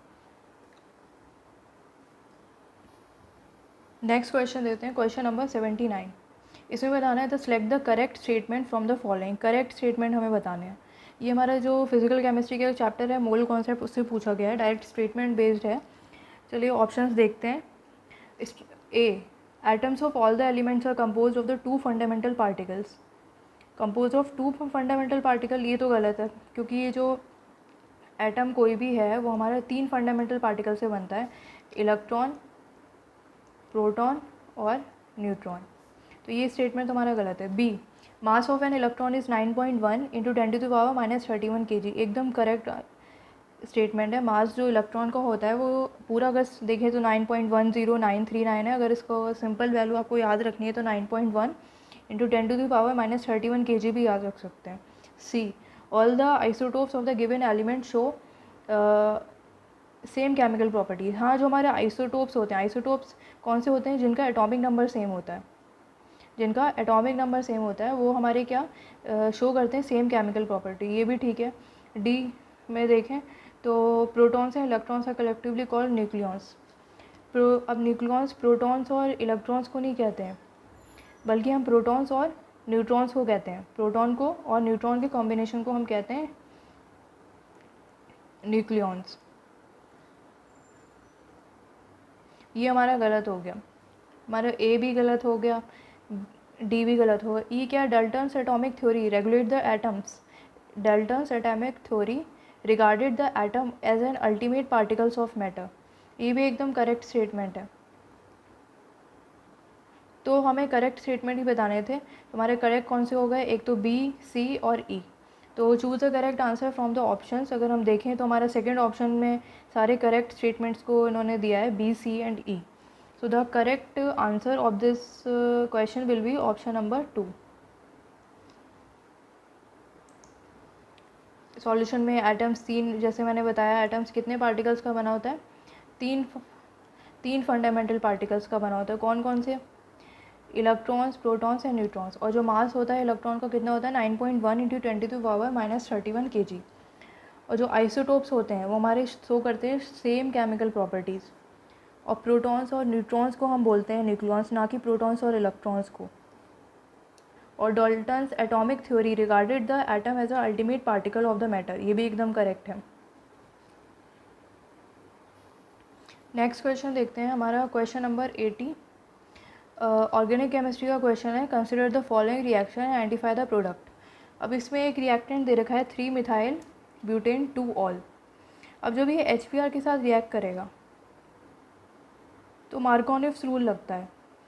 अब जब ये HBr इसके जाके अटैक करेगा, पहले ये OH यहाँ से हट जाएगा। OH जब यहाँ से हटेगा तो यहाँ पे एक कार्बोकेटाइन बनेगा, पर हमें क्या होता है, मोस्ट स्टेबल कार्बोकेटाइन बनाना होता है। अब मोस्ट स्टेबल कार्बोकेटाइन अगर इससे ज़्यादा कोई स्टेबल कार्बोकेटाइन हमारा नहीं बन रहा है तो हम इसी को प्रोडक्ट बना देंगे, इसी में प्रोडक्ट बना देंगे कि Br जो H+ और Br नेगेटिव को हम कार्बोकेटाइन पर अटैच करा देंगे। पर क्या है, इसमें एक सेकेंडरी 2 डिग्री कार्बोकेटाइन भी बन रहा है। अगर हम हाइड्राइड शिफ्ट कराएं, रीअरेंजमेंट कराएंगे इस रिएक्शन में, इसका जो हाइड्राइड है इसको हम हटा के ये इधर चला जाएगा और जो कार्बोकेटाइन है वो इस पर शिफ्ट हो जाएगा। तो हमारा कैसे स्ट्रक्चर बनेगा, CH3 और इधर हमारा कार्बोकेटाइन आ गया, हाइड्राइड शिफ्ट हो गया, H हमारा जो कार्बोकेटाइन बना था उसकी जगह पे चला गया। तो इधर क्या इतना, एक H तो पहले से था, CH2 और फिर CH3। अब Br क्या है, अब Br जाके इससे अटैच हो जाएगा जो हमारा कार्बोकेटाइन बना है। Br हमारा इससे अटैच हो जाएगा जो हमारा कार्बोकेटाइन बना है। तो हमारा जो आंसर होगा वो होगा ऑप्शन नंबर 3। ये रिएक्शन जो होगी हमारे, इसमें देखना होगा मोस्ट स्टेबल कार्बोकेटाइन कौन सा बन रहा है। अगर इससे भी ज़्यादा स्टेबल कार्बोकेटाइन बनता, मतलब ये तो 3 डिग्री कार्बोकेटाइन बना हमारा और ये हमारा 2 डिग्री कार्बोकेटाइन बन रहा था, तो हमारा ये 3 डिग्री कार्बोकेटाइन बना, इसलिए हमने Br को जो मोस्ट स्टेबल हमारा कार्बोकेटाइन है वहाँ पे अटैच करवाया है। ये देखिए, ये पहले बन रहा था 2 डिग्री कार्बोकेटाइन, बाद में ये 3 डिग्री कार्बोकेटाइन बनता, 3 कार्बन से अटैच है इसलिए 3 डिग्री कार्बोकेटाइन, और Br नेगेटिव कार्बोकेटाइन की जगह पे अटैच हो गया जाके। नेक्स्ट क्वेश्चन डिस्कस करते हैं जो हमारा क्वेश्चन नंबर 81 है। ये हमारा जो क्वेश्चन है वो इनऑर्गेनिक केमिस्ट्री का है, चैप्टर P ब्लॉक और 13th ग्रुप का। इसमें क्या है, taking the stability as a factor which one of the following represent the correct relationship. ये जो सारे एलिमेंट्स दे रखे हैं हमारे 13th ग्रुप के हैं, और इसमें क्या है, इसमें एक इफेक्ट लगता है जिसको हम बोलते हैं इनर्ट पेयर इफेक्ट, जिसमें नीचे जाते हुए जो लोएस्ट ऑक्सीडेशन स्टेट होती है वो हमारी मोस्ट स्टेबल होती जाती है। अगर जैसे हम डाउन द ग्रुप जाते हैं, नीचे जाते हैं, तो जो लोएस्ट ऑक्सीडेशन स्टेट होती है वो हमारी स्टेबल होती जाती है।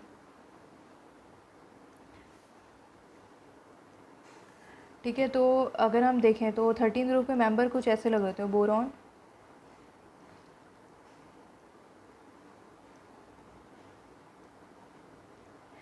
Boron, aluminium, gallium, indium, thallium. जो नीचे जाके अगर हम नीचे मूव करेंगे तो हमारी जो लोएस्ट ऑक्सीडेशन स्टेट है वो स्टेबल होती जाएगी। तो अगर हम पहला ऑप्शन देखें तो AlCl3 से ज़्यादा स्टेबल है, ये तो गलत हो जाएगा क्योंकि Al तो हमारा ऊपर आता है, इसकी जो मेन ऑक्सीडेशन स्टेट होती है इस ग्रुप की वो होती है हमारी +3। तो हमारा AlCl3 ज़्यादा स्टेबल है, इसलिए इनकरेक्ट है ये। सेकेंड ऑप्शन में Tli most stable and Tli3 एकदम करेक्ट आंसर है ये, क्योंकि जो थैलियम है वो हमारा सबसे लोएस्ट मेंबर है जिसमें +1 ज़्यादा स्टेबल होता है +3 के अकॉर्डिंग। इसमें +3 है चार्ज, इसमें +1 चार्ज है। सेकेंड ऑप्शन में इन्होंने बोला है TlCl3 मोस्ट स्टेबल, ये वैसे ही गलत हो गया क्योंकि इसमें +1 चार्ज है, इस पर है +3 चार्ज, +1 मोस्ट स्टेबल है। ये भी गलत हो गया क्योंकि इंडियम पे +1 ज़्यादा स्टेबल होता है as compare to +3। So the correct answer of this question will be option number 2। ये इनर्ट पेयर के अकॉर्डिंग अगर हम देख रहे हैं सारी स्टेबिलिटीज़ को, ये देखिए सॉल्यूशन में लिखा है कि Tl+1 and I negative most stable है, Tl+3 and 3I negative. So due to inert pair effect Tl+1 is more stable than Tl+3।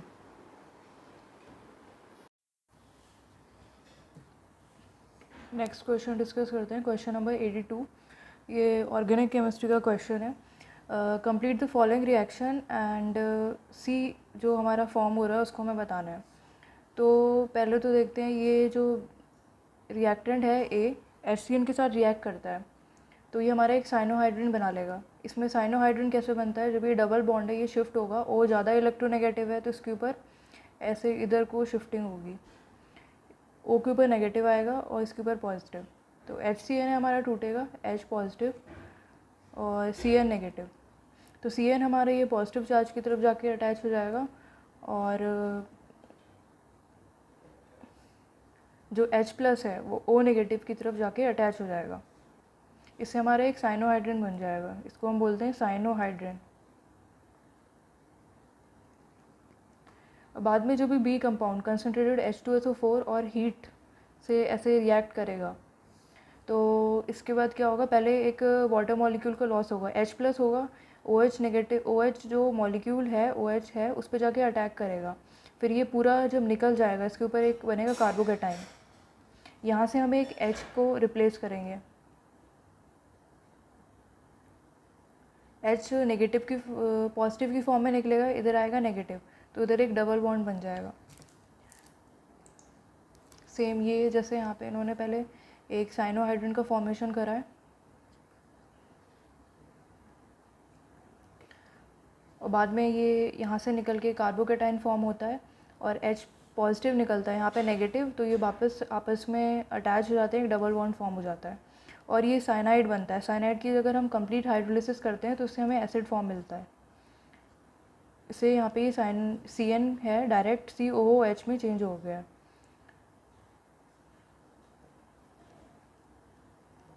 On complete hydrolysis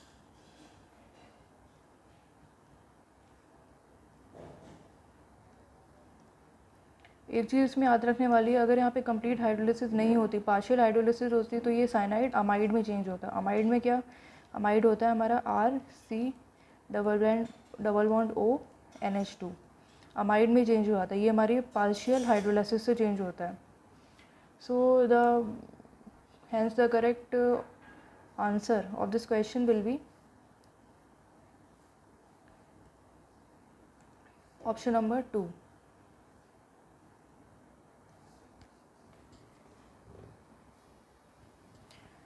next question देखते हैं, क्वेश्चन नंबर 83। ये the conductivity of the centimolar solution of the KCl at 25 degrees Celsius is 0.0210 ohm inverse centimeter inverse, and the resistance of the cell containing the solution at 25 degrees Celsius is 60 ohm. The value of cell constant. तो ये जो question है हमारा ये physical chemistry में जो chapter है electrochemistry उससे आया है। इसमें हमें सेल कांस्टेंट की वैल्यू बतानी है। हमें एक फॉर्मूला पता है कि जो कंडक्टिविटी होती है जिसको हम बोलते हैं कप्पा, कंडक्टिविटी होती है वो हमारी कंडक्टेंस इनटू सेल कांस्टेंट के इक्वल होती है। अब जो हमारी कंडक्टिविटी की वैल्यू है वो हमें पता है, ये जो कप्पा है ये हमें ये गिवन है, कंडक्टिविटी हमें गिवन है 0.0210 ohm inverse centimetre inverse. Conductance एक कंडक्टेंस को लिख सकते हैं 1/r, कंडक्टेंस को हम G से डिनोट करते हैं और जो सेल कांस्टेंट होता है उसको हम G स्टार से डिनोट करते हैं जिसकी वैल्यू होती है L/A। इस पूरे को हम बोलते हैं सेल कांस्टेंट। तो कंडक्टेंस को 1/r से डिनोट करते हैं क्योंकि हमें क्वेश्चन में भी as per are requirement question में हमें डायरेक्ट G नहीं बल्कि R की वैल्यू गिवन है, तो हम ऐसे ही पुट करेंगे, हमें सेल कांस्टेंट निकालना है।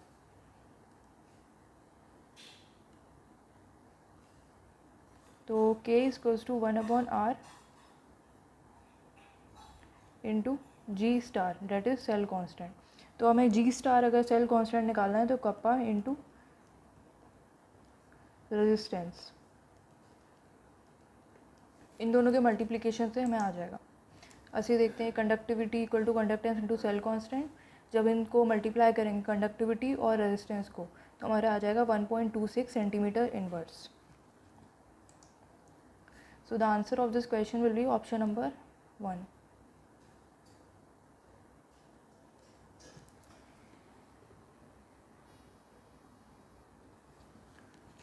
नेक्स्ट क्वेश्चन देखते हैं, क्वेश्चन नंबर 84। ये हमारा इनऑर्गेनिक केमिस्ट्री का क्वेश्चन है, चैप्टर पीरियोडिक टेबल। इसमें the element expected to form largest ion to achieve the nearest noble gas configuration is.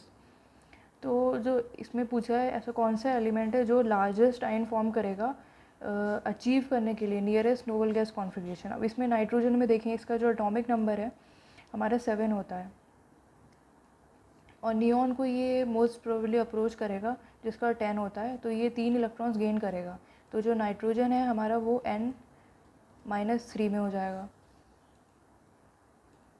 और अगर सोडियम को देखें, ये 1 इलेक्ट्रॉन लूज़ करेगा नियॉन के इलेक्ट्रॉनिक कॉन्फिगरेशन को अचीव करने में, तो ये हो जाएगा Na+। ऑक्सीजन जिसका 8 होता है ये 2 इलेक्ट्रॉन्स को गेन करेगा, इसका हो जाएगा -2। और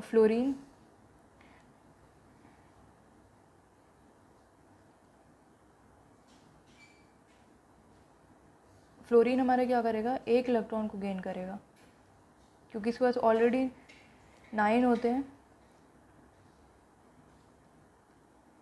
माइनस। अब जेड इफेक्टिव क्या होता है, जेड इफेक्टिव के ऑर्डर में पहले इसको हम लगाते हैं। जेड इफेक्टिव होता है हमारा डाइक्लिक पोर्शन होता है पॉजिटिव अपॉन नेगेटिव। जितना ज़्यादा पॉजिटिव चार्ज होगा उतना जेड इफेक्टिव ज़्यादा होगा, और जो जेड इफेक्टिव होता है हमारा वो इन्वर्सली प्रोपोर्शनल होता है एटॉमिक रेडियस के। किसके, एटॉमिक रेडियस के। तो अगर जेड इफेक्टिव की इसको ऑर्डर में लगाएंगे तो जितना ज़्यादा पॉजिटिव उतना ज़्यादा जेड इफेक्टिव। सबसे ज़्यादा जेड इफेक्टिव के ऑर्डर में Na+ होगा, देन होगा हमारा F नेगेटिव, देन होगा हमारा O-2, देन होगा N-3। और इसको अगर एटॉमिक रेडियस का हमें ऑर्डर करना है तो इसी ऑर्डर को हम रिवर्स कर देंगे, क्योंकि क्या होता है जेड इफेक्टिव हमारा इन्वर्स रिलेशन में होता है किसके, एटॉमिक रेडियस के। तो इसका अगर हम एटॉमिक रेडियस का अगर हम लगाएं तो N-3 O-2 F-Na+। तो सबसे जो लार्जेस्ट आयन हमारा इसमें पूछा है कौन फॉर्म होगा जो अचीव करेगा नोबल गैस कॉन्फिगरेशन, तो हमारे इसमें क्या आता है N-3।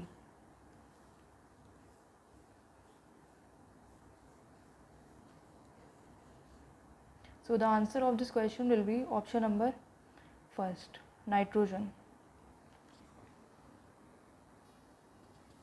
Next question देखते हैं, question number 85। The intermolecular forces are forces of attraction and repulsion between the interacting particles। Particles मतलब यहाँ मेनली जो बात कर रहा है पार्टिकल्स क्या, मॉलिक्यूल्स की बात कर रहा है ये, ठीक है। डैट विल इंक्लूड, तो इसमें ए दे रखा है dipole dipole interaction forces, dipole induce dipole, hydrogen bonding, covalent bonding and dispersion forces. तो इसमें बताना है कि मॉलिक्यूल्स के बीच में जो लगता है उसमें क्या कौन कौन से फोर्सेस आपके इंक्लूड होंगे, मोस्ट अप्रोप्रिएट चूज़ करना है। इसमें सारे ही हैं जो मॉलिक्यूल्स के बीच में इंट्रैक्टिव फोर्सेस लगाते हैं, बस एक को छोड़ के जो कोवलेंट बॉन्ड है ये हमारा लगता है एटम्स के बीच में। किसके बीच में, बिटवीन एटम्स, मॉलिक्यूल्स के बीच में नहीं लगता है। देखिए जो इंटरमॉलिक्यूलर फोर्सेस होते हैं means force of attraction between 2 और मोर मॉलिक्यूल्स। जो डाइपोल डाइपोल हो गया वो लगता है 2 और मोर पोलर मॉलिक्यूल्स के बीच में, और जो डाइपोल इंड्यूस्ड डाइपोल है वो लगता है between polar and non polar molecule. और hydrogen bonding special type of, ये भी dipole dipole and ion dipole interaction होता है। और डिस्पर्सिव फोर्स जो होता है ये होता है नॉन पोलर मॉलिक्यूल्स के बीच में। पर जो कोवलेंट बॉन्डिंग है वो हमारी एटम्स के बीच में लगती है, मॉलिक्यूल्स के बीच में नहीं लगती है।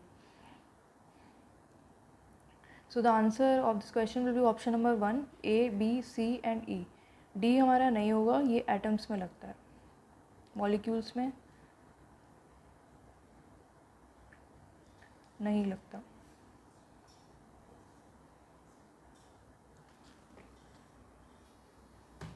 अब नेक्स्ट मूव करते हैं, जो हमारा सेक्शन ए है जिसमें 35 क्वेश्चंस होते हैं वो ऑलरेडी हमारे कंप्लीट हो चुके हैं।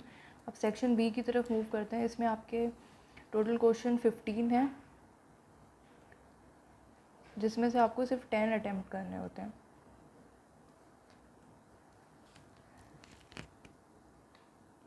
Question number 86, the reaction that does not take place in a blast furnace between 900 से Kelvin to 1500 Kelvin temperature range during the extraction of the iron. जो एक हमारा एक ब्लास्ट फर्नेस होता है जिसमें क्या होता है, डिफरेंट टेम्परेचर रेंज पे बिटवीन बहुत सारी रिएक्शंस होती हैं. क्यों होती है? क्योंकि एक्सट्रैक्शन, आयरन एक्सट्रैक्शन के लिए. तो इसमें हमारे क्वेश्चन में बस यही पूछा गया कि जो 900 से 1500 केल्विन टेम्परेचर है उसमें कौन कौन सी रिएक्शंस हमारी होती हैं. तो इसमें पूरा ये लर्निंग वाला कॉन्सेप्ट है. इसमें चैप्टर जो मेटलर्जी हमारे इनऑर्गेनिक केमिस्ट्री का है उसका क्वेश्चन है. तो ये Coke plus CO2 plus CO बनाता है. ये हमारा 900 से 1500 केल्विन के बीच में होती है. और जो कैल्शियम ऑक्साइड है वो SiO2 से CaSiO3 फॉर्म करता है. ये भी 900 से 1500. पर ये जो एक रिएक्शन है वो हमारी 800 केल्विन पे होती है, 500 से 800 केल्विन पे. और बाकी FeO से CO, Fe प्लस CO2 होती है. ये हमारी होती है 500 केल्विन टू 800. बाकी सारी जो रिएक्शंस है वो हमारी 900 केल्विन से 1500 केल्विन के बीच में होती है. So the answer of this question will be option number 3.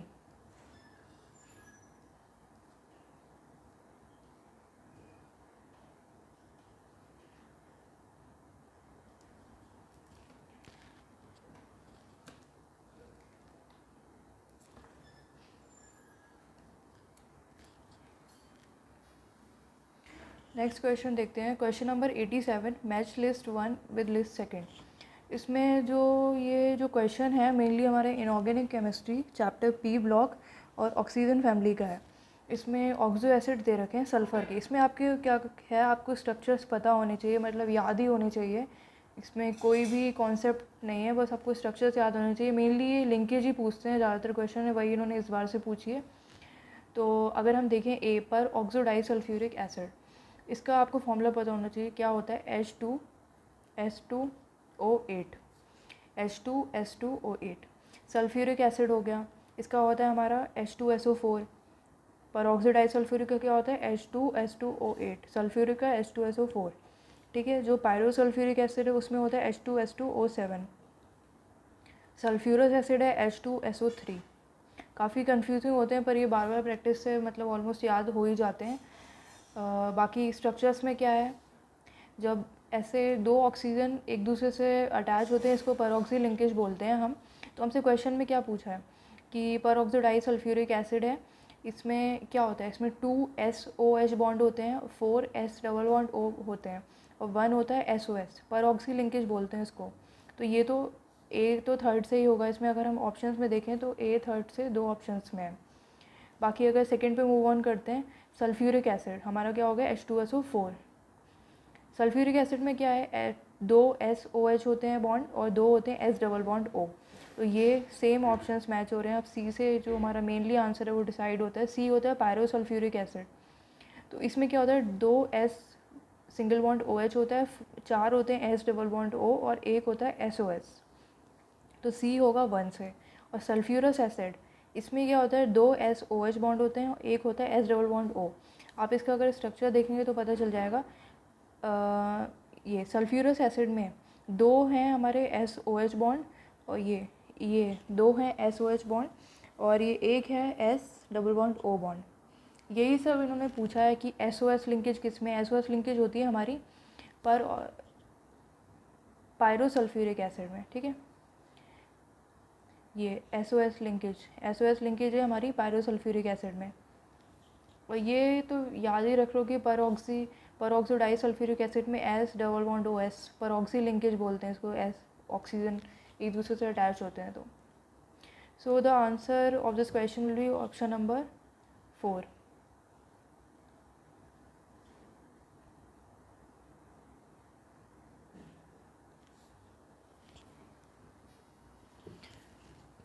Next question देखते हैं. Question number 88. ये जो हमारा क्वेश्चन है फिजिकल केमिस्ट्री का जो चैप्टर है सरफेस केमिस्ट्री उससे आया है. मोस्ट इम्पॉर्टेंट इसमें जो टेबल दे रखी है कोलाइड्स के जो फॉर्म्स होते हैं उसकी जो टेबल है उसके ऊपर है.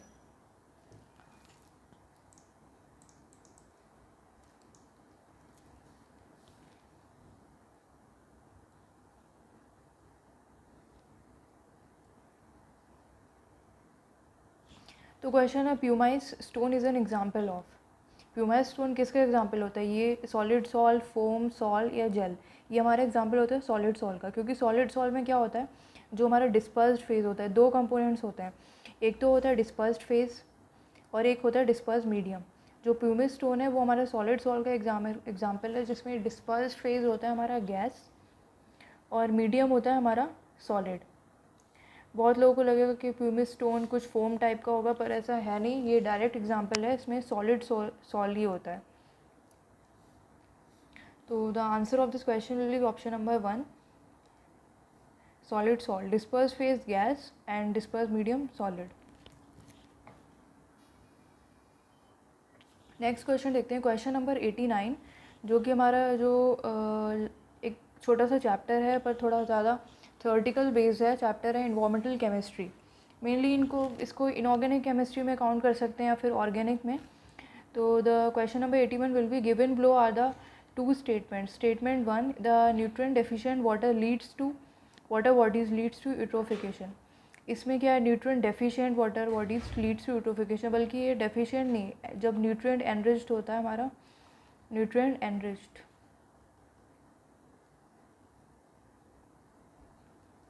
डेफिशिएंट कमी नहीं, एनरिच्ड हो जाता है न्यूट्रिएंट का, तो हमारा जो वाटर बॉडीज लीड करती है यूट्रोफिकेशन में। स्टेटमेंट ये फर्स्ट तो गलत हो गया। सेकेंड क्या है, eutrophication leads to decrease in the level of oxygen in the water bodies. हाँ, यूट्रोफिकेशन से क्या होता है, जो लेवल ऑफ ऑक्सीजन होता है हमारा वाटर बॉडीज़ में, उसमें वो डिक्रीजमेंट हो जाता है, जिसकी वजह से जो प्लांट्स होते हैं और जो फिशेज़ वगैरह जो भी उसमें रह रहे होते हैं उनकी डेथ हो जाती है, क्योंकि ऑक्सीजन का लेवल डिक्रीज़ होने से। तो ये स्टेटमेंट जो सेकेंड है वो एकदम करेक्ट है। इसमें क्या लिखा है, nutrient enriched water bodies, nutrient deficient नहीं, एनरिच्ड होती हैं, enriched kills water body support a dense plant population, बहुत ढेर सारी डेंस प्लांट पॉपुलेशन को सपोर्ट करती हैं, विच किल्स करती है एनिमल लाइफ को किल कर देती हैं by depriving it of oxygen की कमी के कारण, and the result in subsequent loss of biodiversity, जिसकी वजह से बहुत ढेर सारी हमारी जो बायोडाइवर्सिटी है उसका लॉस होता है, और इस प्रोसेस को हम क्या कहते हैं, यूट्रोफिकेशन। इसमें याद करना है कि न्यूट्रिएंट क्या होता है, हमारे एनरिच्ड होते हैं, डिप्राइव्ड नहीं होते हैं, और किल्स करते हैं एनिमल लाइफ को, और ये जो ऑक्सीजन का लेवल है वो हमारा क्या होता है, डिक्रीज़ हो जाता है, जिसकी वजह से क्या होती है, loss of biodiversity. So the answer of this question will be option number second. Statement जो हमारा फर्स्ट है वो तो इनकरेक्ट है, क्योंकि यहाँ डेफिशिएंट की जगह एनरिच्ड होना चाहिए, और जो सेकेंड है वो एकदम ट्रू है। नेक्स्ट क्वेश्चन डिस्कस करते हैं, क्वेश्चन नंबर 90। ये हमारा ऑर्गेनिक केमिस्ट्री का क्वेश्चन, जो रिएक्शन बेस्ड है। Identify the final product D बताना है, obtained in the following sequence of the reactions. अभी हमारा क्या है, CH3CHO एल्डिहाइड, इसमें जो रिएजेंट दे रखा है LiLH4, ये हमारे क्या कहता है, रिड्यूस करता है। जो एल्डिहाइड को किस में रिड्यूस कर देगा, अल्कोहल में, ठीक है। तो इसमें ए की जगह क्या बनेगा, ए हमारा जो होगा, ए में बनेगा CH3CH2OH, क्योंकि रिडक्शन हो जाएगा। फिर क्या होगा, H2SO4, जो कि हमारा क्या होता है, एक डिहाइड्रेटिंग एजेंट होता है। डिहाइड्रेटिंग एजेंट मतलब क्या, पानी का लॉस करता है, पानी को निकालता है। तो अगर इसमें से हम वाटर का लॉस करेंगे तो हमारा जो बी बनेगा, डबल बॉन्ड आ जाएगा, इसमें एल्कीन बन जाएगा, CH2 double bond CH2, OH इस मॉलिक्यूल से जाएगा, H इससे जाएगा, जिससे H2O का लॉस हो जाएगा। अब सी में देखें, सी में क्या है, इन लोगों ने HBr से रिएक्शन करा दिया है। इसमें क्या होगा, बॉन्ड क्लीवेज होगा, जिसमें एक पे पॉजिटिव से आयन आएगा, एक पे नेगेटिव, तो एक से जाके अटैच हो जाएगा H, जिसमें CH3 CH2, और एक से हो जाएगा Br। अब डी में इन्होंने क्या दे रखा है, डी में ये नेमिंग रिएक्शन आ जाती है, एक बहुत इंपॉर्टेंट नेमिंग रिएक्शन है, जिसको हम बोलते हैं वुड्स-फिटिक रिएक्शन। इसमें क्या होता है, जो हम रिएजेंट का यूज़ करते हैं, सोडियम और ड्राई ईथर का यूज़ करते हैं, वेट का नहीं, ड्राई का। तो इसमें इन्होंने ऑलरेडी एक रिएजेंट भी दे रखा है, बेंजीन, ब्रोमोबेंजीन दे रखी है। जब ये सी जो हमारा प्रोडक्ट बना है उससे रिएक्ट करेगा तो Br2 निकल जाएगा, और हमारा क्या बनेगा, डी, बेंजीन,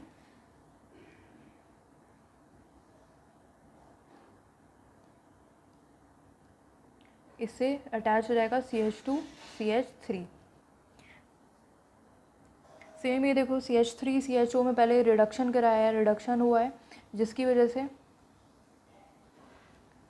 रिडक्शन हुआ है जिसकी वजह से जो हमारा एल्डिहाइड है वो अल्कोहल में चेंज हो गया है। ये O है, ये एल्डिहाइडिक ग्रुप है CHO, ये OH में चेंज हो गया। फिर ये डिहाइड्रेशन कराया इन्होंने। डिहाइड्रेशन में लॉस ऑफ वाटर लॉस कराया तो ये एल्कीन में एल्कीन बन गया है। फिर ब्रोमिनेशन कराया है तो एक पे H जाके अटैच हो गया, एक पे Br।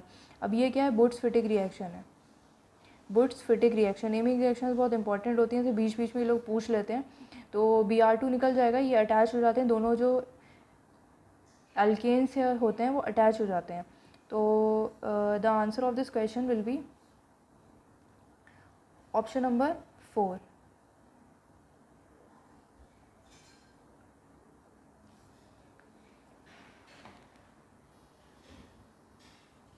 नेक्स्ट क्वेश्चन पे मूव ऑन करते हैं। क्वेश्चन नंबर 91 में क्या है, ये बेसिक ऑर्गेनिक केमिस्ट्री का क्वेश्चन है।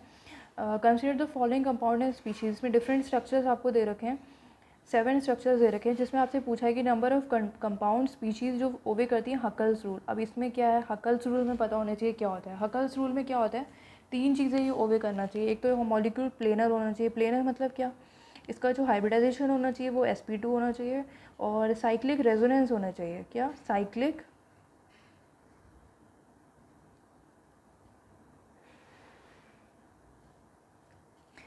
रेजोनेंस होनी चाहिए, और 4n+2 पाई इलेक्ट्रॉन को फॉलो करना चाहिए। अब क्या है, sp2 तो हम देख सकते हैं हाइब्रिडाइजेशन। साइक्लिक रेजोनेंस होनी चाहिए, मतलब डबल बॉन्ड अल्टरनेट पोजीशंस पे डबल बॉन्ड हो। और 4n+2 क्या है, 4n+2 एक हकल्स रूल है। इसमें अगर हम n की value 4n+2 pi electron in a ring में जहाँ n है उसमें हम वैल्यू पुट कर करके देखते हैं 0 1 2 3। अगर हम इधर 0 पुट करेंगे तो कितने हो जाएंगे, 2 पाई इलेक्ट्रॉन। और अगर मैंने 1 पुट करा 6 पाई इलेक्ट्रॉन। 2 पुट करते हैं तो हमारे 10। ऐसे ही ये अगर 2 पाई इलेक्ट्रॉन्स करता है, कभी 6 करता है, 10 करता है, तो वो हकल्स रूल को फॉलो करता है। बाकी स्ट्रक्चर्स में हम देखते हैं कौन कौन हकल रूल्स को फॉलो करते हैं। फर्स्ट में प्लेनर हाँ है, क्योंकि सारी जो कार्बन है इसमें उनका हाइब्रिडाइजेशन क्या है, sp2। और साइक्लिक रेजोनेंस हो रही है क्योंकि अल्टरनेट पोजीशन पे क्या है, डबल बॉन्ड्स हैं। बाकी ये अगर हकल्स रूल को फॉलो कर रहा है नहीं कर रहा है तो हम इसको देख सकते हैं। एक डबल बॉन्ड है 2 पाई इलेक्ट्रॉन, एक इधर 2 3 4 5 6 7 8 9 10। ये कितने होने चाहिए, 2 6 10 पाई इलेक्ट्रॉन्स होने चाहिए। इसमें 10 है तो ये हकल्स रूल को फॉलो कर रहा है। अब इसमें क्या है, ये जो नेगेटिव चार्ज है ये हमारा साइक्लिक रेजोनेंस कर रहा है। प्लेनर है, साइक्लिक रेजोनेंस है, हकल्स रूल को फॉलो कर रहा है, क्योंकि इधर 2 इलेक्ट्रॉन्स हैं, इधर 2 पाई इलेक्ट्रॉन्स हैं, इधर 2 इलेक्ट्रॉन्स हो गए, कितने हो गए, 6। तो ये भी कर रहा है। ये हमारा क्या है, प्लेनर तो है, साइक्लिक रेजोनेंस भी है, पर ये हकल्स रूल को फॉलो नहीं कर रहा है, क्योंकि इसमें कितने इलेक्ट्रॉन्स हो रहे हैं, 4 पाई इलेक्ट्रॉन्स, और इसमें भी 4 पाई इलेक्ट्रॉन्स हो रहे हैं। तो हमारा ये हकल्स रूल को फॉलो नहीं कर रहा है। पर ये 5th जो स्ट्रक्चर है इसमें 2 पाई इलेक्ट्रॉन्स हैं, साइक्लिक है, रेजोनेंस है, 2 पाई इलेक्ट्रॉन्स, ये हकल्स रूल को फॉलो कर रहा है। ये साइक्लिक है, रेजोनेंस भी है, साइक्लिक रेजोनेंस है, प्लेनर है, पर ये क्या है, हकल्स रूल को फॉलो नहीं कर रहा है, क्योंकि इसमें 8 पाई इलेक्ट्रॉन है, जबकि हमारे 2 या फिर 6 या फिर 10 होने चाहिए। और अगर हम इसमें देखें तो इसमें साइक्लिक भी है, और ये सारे जो कार्बन आइटम्स हैं उसका हाइब्रिडेशन sp2 भी है। और इसमें अगर हम पाई इलेक्ट्रॉन्स काउंट करें तो कितने हैं, 1 2 3 4 1 2 3 4 5 6 7 8 9 10 11 12 13 14 है। तो हमारे हकल्स रूल को फॉलो कर रहा है। ऐसा नहीं कि 2 6 और 10, आप इसकी वैल्यू में n की जगह कुछ भी पुट कर सकते हैं। हमने जैसे 0 1 और 2 करके करिए, अगर हम 3 करके करेंगे 4 सीरीज 12 13 14, इसके बाद क्या आएगा 14, जो कि इसमें कितने इलेक्ट्रॉन्स हो रहे हैं, 14 पाई इलेक्ट्रॉन्स, इसलिए फॉलो कर रहा है। ऐसा नहीं है कि सिर्फ 2 6 और 10, इसमें n की वैल्यूज़ को चेंज करने के बाद जो भी वैल्यू आती है उतने नंबर ऑफ पाई इलेक्ट्रॉन्स हमारे होने ही चाहिए। सो the answer of this question will be option number 3, क्योंकि हमारे 4 ही तो स्ट्रक्चर है जो हकल्स रूल को फॉलो कर रहा है। ये देखिए इसमें 4 स्ट्रक्चर है जो हकल रूल्स को फॉलो कर रहे हैं। नेक्स्ट क्वेश्चन देखते हैं, क्वेश्चन नंबर 92। ये भी हमारा ऑर्गेनिक केमिस्ट्री का क्वेश्चन है। ये मोस्टली रिपीटेड क्वेश्चन है, शायद से पिछले 1-2 साल पहले भी रिपीट हो चुका है। तो इसमें क्या है, ये डायरेक्ट एनसीईआरटी का क्वेश्चन है। डायरेक्ट एनसीईआरटी की जो थ्योरी लिखी हुई है उसका ही क्वेश्चन है। पढ़ते हैं इसको। Consider the following reaction, identify करना है हमने A एंड B क्या फॉर्म होता है। तो इसमें मेजर प्रोडक्ट्स मोस्टली अगर कुछ भी ना गिवन हो तो हमें क्या बताना होता है, मेजर ही प्रोडक्ट बताने होते हैं। आप ये नहीं कि माइनर अगर दिया है तो उसको टिक करके आएंगे तो वो गलत हो जाएगा। मेजर ही प्रोडक्ट आपको बताना होता है, वही लास्ट ऑप्शन होता है जो करेक्ट होता है। तो इसमें क्या है, अगर हम HI को हीट करेंगे तो बॉन्ड ब्रेकेज होगी, अगर पर इसमें हमें ये देखना है कि कौन सा बॉन्ड ब्रेक होगा। बॉन्ड ब्रेक करने से पहले इसमें पता होने, उस बॉन्ड को ब्रेक करो जिसमें मोस्ट स्टेबल स्ट्रक्चर फॉर्म हो। अगर हम इस बॉन्ड को ब्रेक कर रहे हैं तो हमारे इधर बनेगा कार्बोकेटाइन CH2, ये हो जाएगा नेगेटिव। तो हमारा जो ये कार्बोकेटाइन है ये एक्सटेंडेड रेजोनेंस में है। किस चीज़ में है? Extended resonance. ठीक है, देखते हैं अभी। ये एक्सटेंडेड रेजोनेंस में है तो ये मोस्ट स्टेबल हो जाएगा। तो H पॉजिटिव है, H हमारा किस पे जाके अटैच होगा? O पे, और जो I है वो हमारे अटैच होगा इधर। हीट का मतलब ये होता है कि एक्सिस में रिएजेंट है, पर इसमें क्या दिक्कत है कि हमने जो बनाया है CH2I और OH, उसके बाद से हम इसमें रिएक्शन नहीं करा सकते क्योंकि ये फिनॉल बन जाता है, और फिनॉल में बाकी जो ये कार्बन और O के बीच का बॉन्ड होता है इसको तोड़ना मतलब बहुत ही ज़्यादा डिफ़िकल्ट टास्क होता है, क्योंकि ये रेजोनेंस में होता है, क्योंकि ऑक्सीजन पे जो लोन पेयर्स होते हैं हमारे वो भी रेजोनेंस कर रहे होते हैं। तो यहाँ पे पार्शियल डबल बॉन्ड कैरेक्टर होता है जिसको तोड़ना बहुत ही मुश्किल होता है, इसलिए आगे ये रिएक्शन नहीं जाएगी, बस ये बेंजीन CH2I बन जाएगा और ये फिनॉल बन जाएगा। तो option number 1 will be correct. बाकी सब इनकरेक्ट होंगे क्योंकि इसमें क्या करा है इन्होंने, H में इधर H अटैच कर दिया, जो कि ऐसा हो ही नहीं सकता, और ये बॉन्ड तो टूट ही नहीं सकता। O और बेंजीन के बीच में जो बॉन्ड है ये टूट नहीं सकता। आप ऐसा नहीं कि मतलब इसको बॉन्ड को ब्रेक कर रहे हैं, क्योंकि पार्शियल डबल बॉन्ड कैरेक्टर है यहाँ पे। कहाँ पे? यहाँ पे पार्शियल डबल बॉन्ड कैरेक्टर है, यहाँ पे पार्शियल डबल बॉन्ड कैरेक्टर है जिसको आप ब्रेक नहीं कर सकते, ये। ठीक, तो ऑप्शन नंबर फर्स्ट हमारा इसमें करेक्ट होता है। एक्सप्लेनेशन अगर हम देखें तो सेम वही चीज़ इसमें बताई गई है। पहले ये देखिए, कार्बोकेटाइन बना है, स्टेबल कार्बोकेटाइन होता है किसकी वजह से? एक्सटेंडेड रेजोनेंस की वजह से, और ये बाद में I नेगेटिव से फिनॉल और ये CH2I बेंजीन बन जाता है। मोस्ट फेमस क्वेश्चन है ये, बहुत मतलब शायद से दूसरी या तीसरी बार पूछा जा रहा है। नेक्स्ट क्वेश्चन डिस्कस करते हैं। Question number 93, identify the major product obtain in the following reaction. ये फिर से एक ऑर्गेनिक केमिस्ट्री का क्वेश्चन है। आपकी बार जो हमारे टेस्ट हैं गिवन, जैसे हमारा टॉलेंस टेस्ट हो गया, फेलिंग्स हो गया, शिफ्ट टेस्ट हो गया, इसमें क्या है, ये टॉलेंस, ये जो रिएजेंट दे रखा है, ये जो रिएजेंट है ये हमारा किसका है? टॉलेंस रिएजेंट है। ये आपको याद होना चाहिए, वरना आप डिफ्रेंशिएट ही नहीं कर पाएंगे मतलब क्वेश्चन में क्या गिवन है, ये रिएजेंट है ही कौन सा। तो ये बहुत इंपॉर्टेंट चीज़ है। ये टॉलेंस रिएजेंट है जिसमें क्या होता है, ये सिल्वर मिरर टेस्ट देता है, और जो हमारा एल्डिहाइडिक ग्रुप होता है, जिसमें एल्डिहाइडिक ग्रुप ये है, ऊपर वाला तो कीटोन है, कीटोन वाले नहीं देते हैं, और जो एल्डिहाइडिक ग्रुप है ये कार्बोक्सिलेट आयन में चेंज हो जाता है। किस में?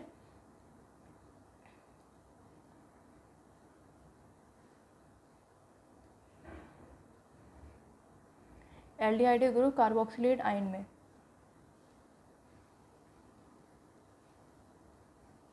ठीक है, चेंज हो जाता है। अब अगर हम देखें तो क्या है, ammoniacal silver nitrate. Ammoniacal silver nitrate को हम क्या बोलते हैं? Tollens reagent.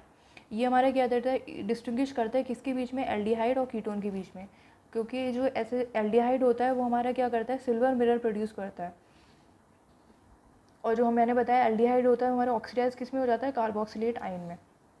जो हमारा ये एल्डिहाइडिक ग्रुप है, ठीक है, वो हमारा किस में चेंज हो गया? कार्बोक्सिलेट आयन में। तो अगर हमें देखें तो फर्स्ट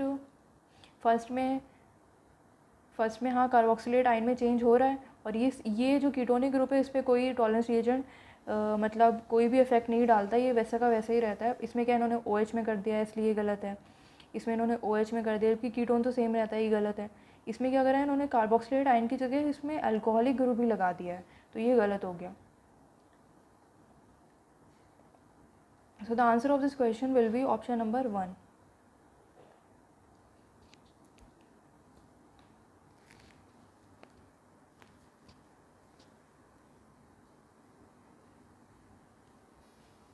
नेक्स्ट क्वेश्चन देखते हैं। Question number 94, which complex compound is most stable. Most stable पूछा है। मोस्ट स्टेबल क्या है? अब एक तो पता होने चाहिए, जो मोस्ट स्टेबल देखने के बहुत से मतलब फैक्टर्स हैं। एक तो स्ट्रेंथ ऑफ लीगेंड पे डिपेंड करता है। सारे लीगेंड्स अगर इस स्ट्रेंथ के वाइज लगे हों, मतलब स्ट्रेंथ जो टेबल है हमारी वो आपको याद हो, तो हम लीगेंड की स्ट्रेंथ से मोस्ट स्टेबल कंपाउंड देख सकते हैं। पर इसमें क्या है, पर उससे भी ज़्यादा मोस्ट इंपॉर्टेंट फैक्टर होता है हमारा, क्या होता है, चीलेशन। चीलेशन अब क्या होता है, चीलेशन मतलब होता है लीगेंड की रिंग फॉर्मिंग टेंडेंसी। कुछ कुछ ऐसे लीगेंड होते हैं जिनकी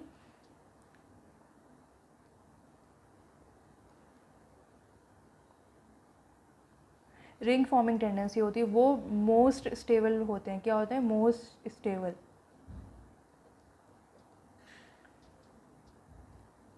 इसमें अगर हम ऑप्शंस को देखें तो बहुत इजीली हमें पता चल जाएगा, इसमें कोई भी चीलेटिंग लीगेंड नहीं है।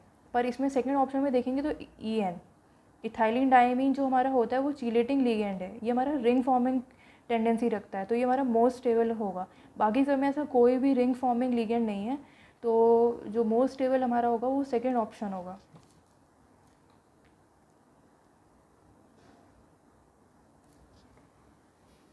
नेक्स्ट क्वेश्चन देखते हैं, क्वेश्चन नंबर 95। ये हमारा फिजिकल केमिस्ट्री एक चैप्टर है जिसमें केमिकल इक्विलिब्रियम उसका क्वेश्चन है। The equilibrium constant of the species in the reaction A+B gives C+D are 2, 3, 10 and 6 mole lambda inverse respectively at 300 Kelvin. Delta G naught for the reaction, हमें delta G naught निकालना है। अब delta G naught का formula क्या होता है, delta G naught का formula आपको पता होना चाहिए। Delta G naught equals to -2.303 RT log K equilibrium, ठीक है, -2.303 RT log K इक्विलिब्रियम। अब इसमें हमें लॉग के इक्विलिब्रियम की वैल्यू इन लोगों ने डायरेक्ट नहीं दी है, इसको हमें सॉल्व करना पड़ेगा। जो लॉग के इक्विलिब्रियम है, के इक्विलिब्रियम की वैल्यू हमें निकालनी पड़ेगी। ये होता है हमारा concentration of product upon concentration of reactant. हमें कंसंट्रेशन ऑफ प्रोडक्ट और रिएक्टेंट्स की दे रखी है क्वेश्चन में, तो हम सॉल्व करते हैं।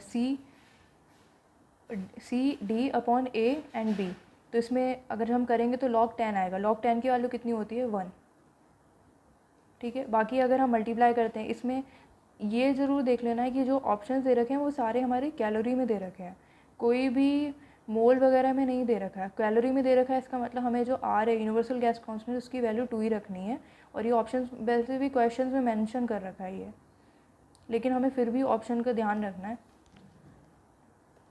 तो जब हम इसमें R की वैल्यू 2 पुट करेंगे, टेम्परेचर 300 केल्विन और -2.303, तो हमारा जो सॉल्व हो के आएगा -1381.8 calorie. So the answer of this question will be answer number option number 1।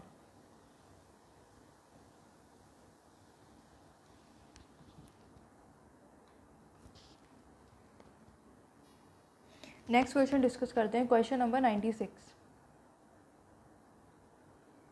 Question number 96, what fraction of one edge centred octahedral void lies in 1 unit cell of FCC।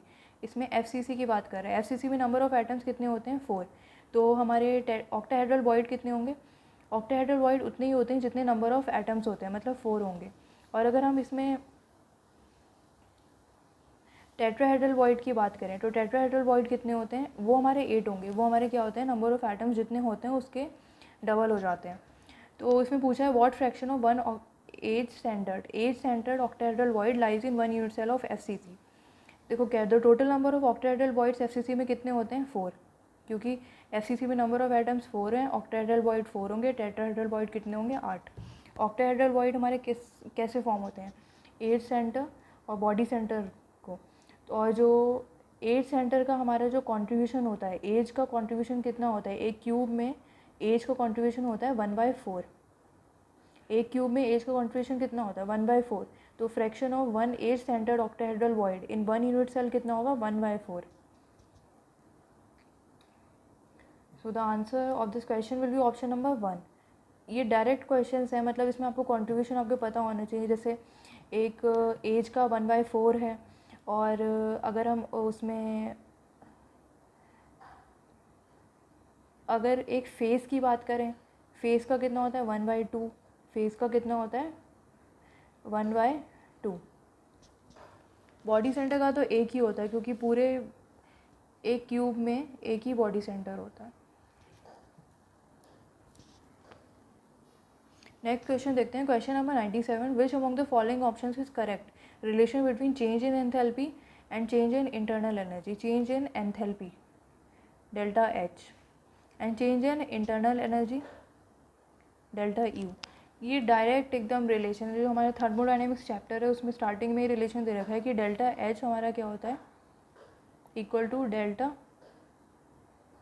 You.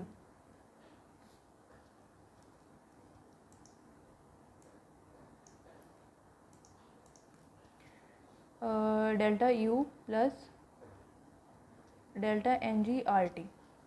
Delta H हो गया हमारा change in enthalpy, you हो गया हमारा internal energy, और delta N G R T. N G होते हैं जो हमारे जो कोफिशिएंट होते हैं किसी भी रिएक्शन के बीच आगे, स्टोशियोमेट्रिक कोफिशिएंट होते हैं, प्रोडक्ट माइनस रिएक्टेंट का होता है। तो हमारा जो करेक्ट रिलेशन आ जाएगा वो आ जाएगा हमारा delta H equal to delta U plus delta N G R T. Option number 4 is correct. Direct relation है इसमें और कुछ भी नहीं है। ठीक है, तो correct relation between change in enthalpy and the change in internal energy delta H equal to delta U plus delta N G R T. Next question देखते हैं, question number 99, which of the following statements are incorrect. क्या से बताना है जो हमारे कौन से इनकरेक्ट हैं, इनकरेक्ट बताना है। अब इसमें देखें ऑप्शंस को अगर हम रीड करें, A all the transition metals except scandium form करते हैं MO oxides which are ionic. ये तो एकदम करेक्ट स्टेटमेंट है। जो हमारा चैप्टर इनऑर्गेनिक केमिस्ट्री है उसमें चैप्टर है डी एंड एफ ब्लॉक, उसका क्वेश्चन है। और be the highest oxidation number corresponding to the group number in transition metal oxides is attained in Sc2O3 Mn2O7। जो हमारा हाईएस्ट ऑक्सीडेशन नंबर है वो हमारे जो मेटल ऑक्साइड्स हैं वो स्कैंडियम के Sc2O3 और Mn2O7 ही फॉर्म करते हैं, highest oxidation number.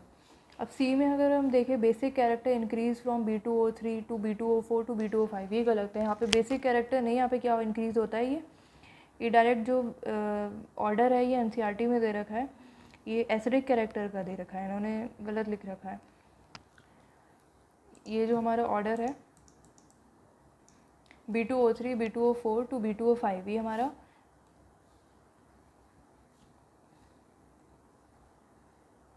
Acidic character का ऑर्डर है।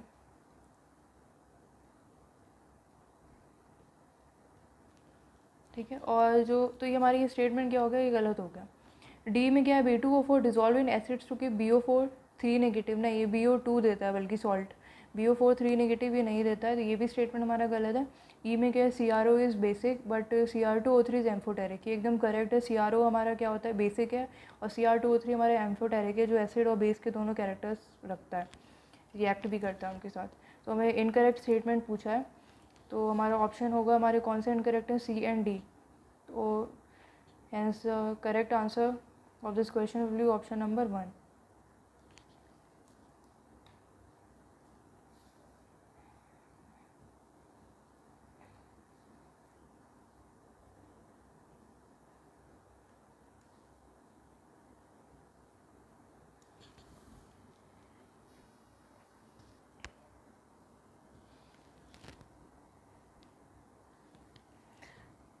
नेक्स्ट क्वेश्चन की बात करते हैं, question number 100, which among the following will be most readily dehydrated under acidic medium.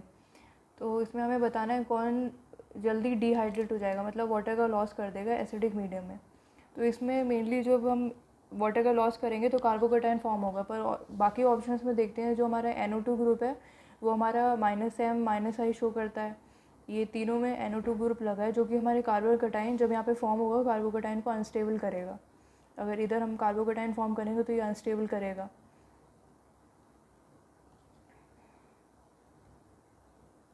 देखिए इधर कोई NO2 ग्रुप नहीं लगा, अगर हम इधर से इधर कार्बोकेटाइन बनाते हैं तो OH जो हमारा है,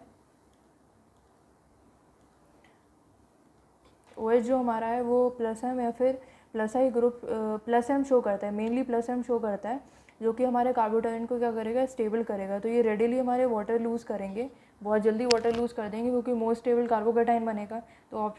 तो जो 4th ऑप्शन है वो हमारा इसमें करेक्ट होगा।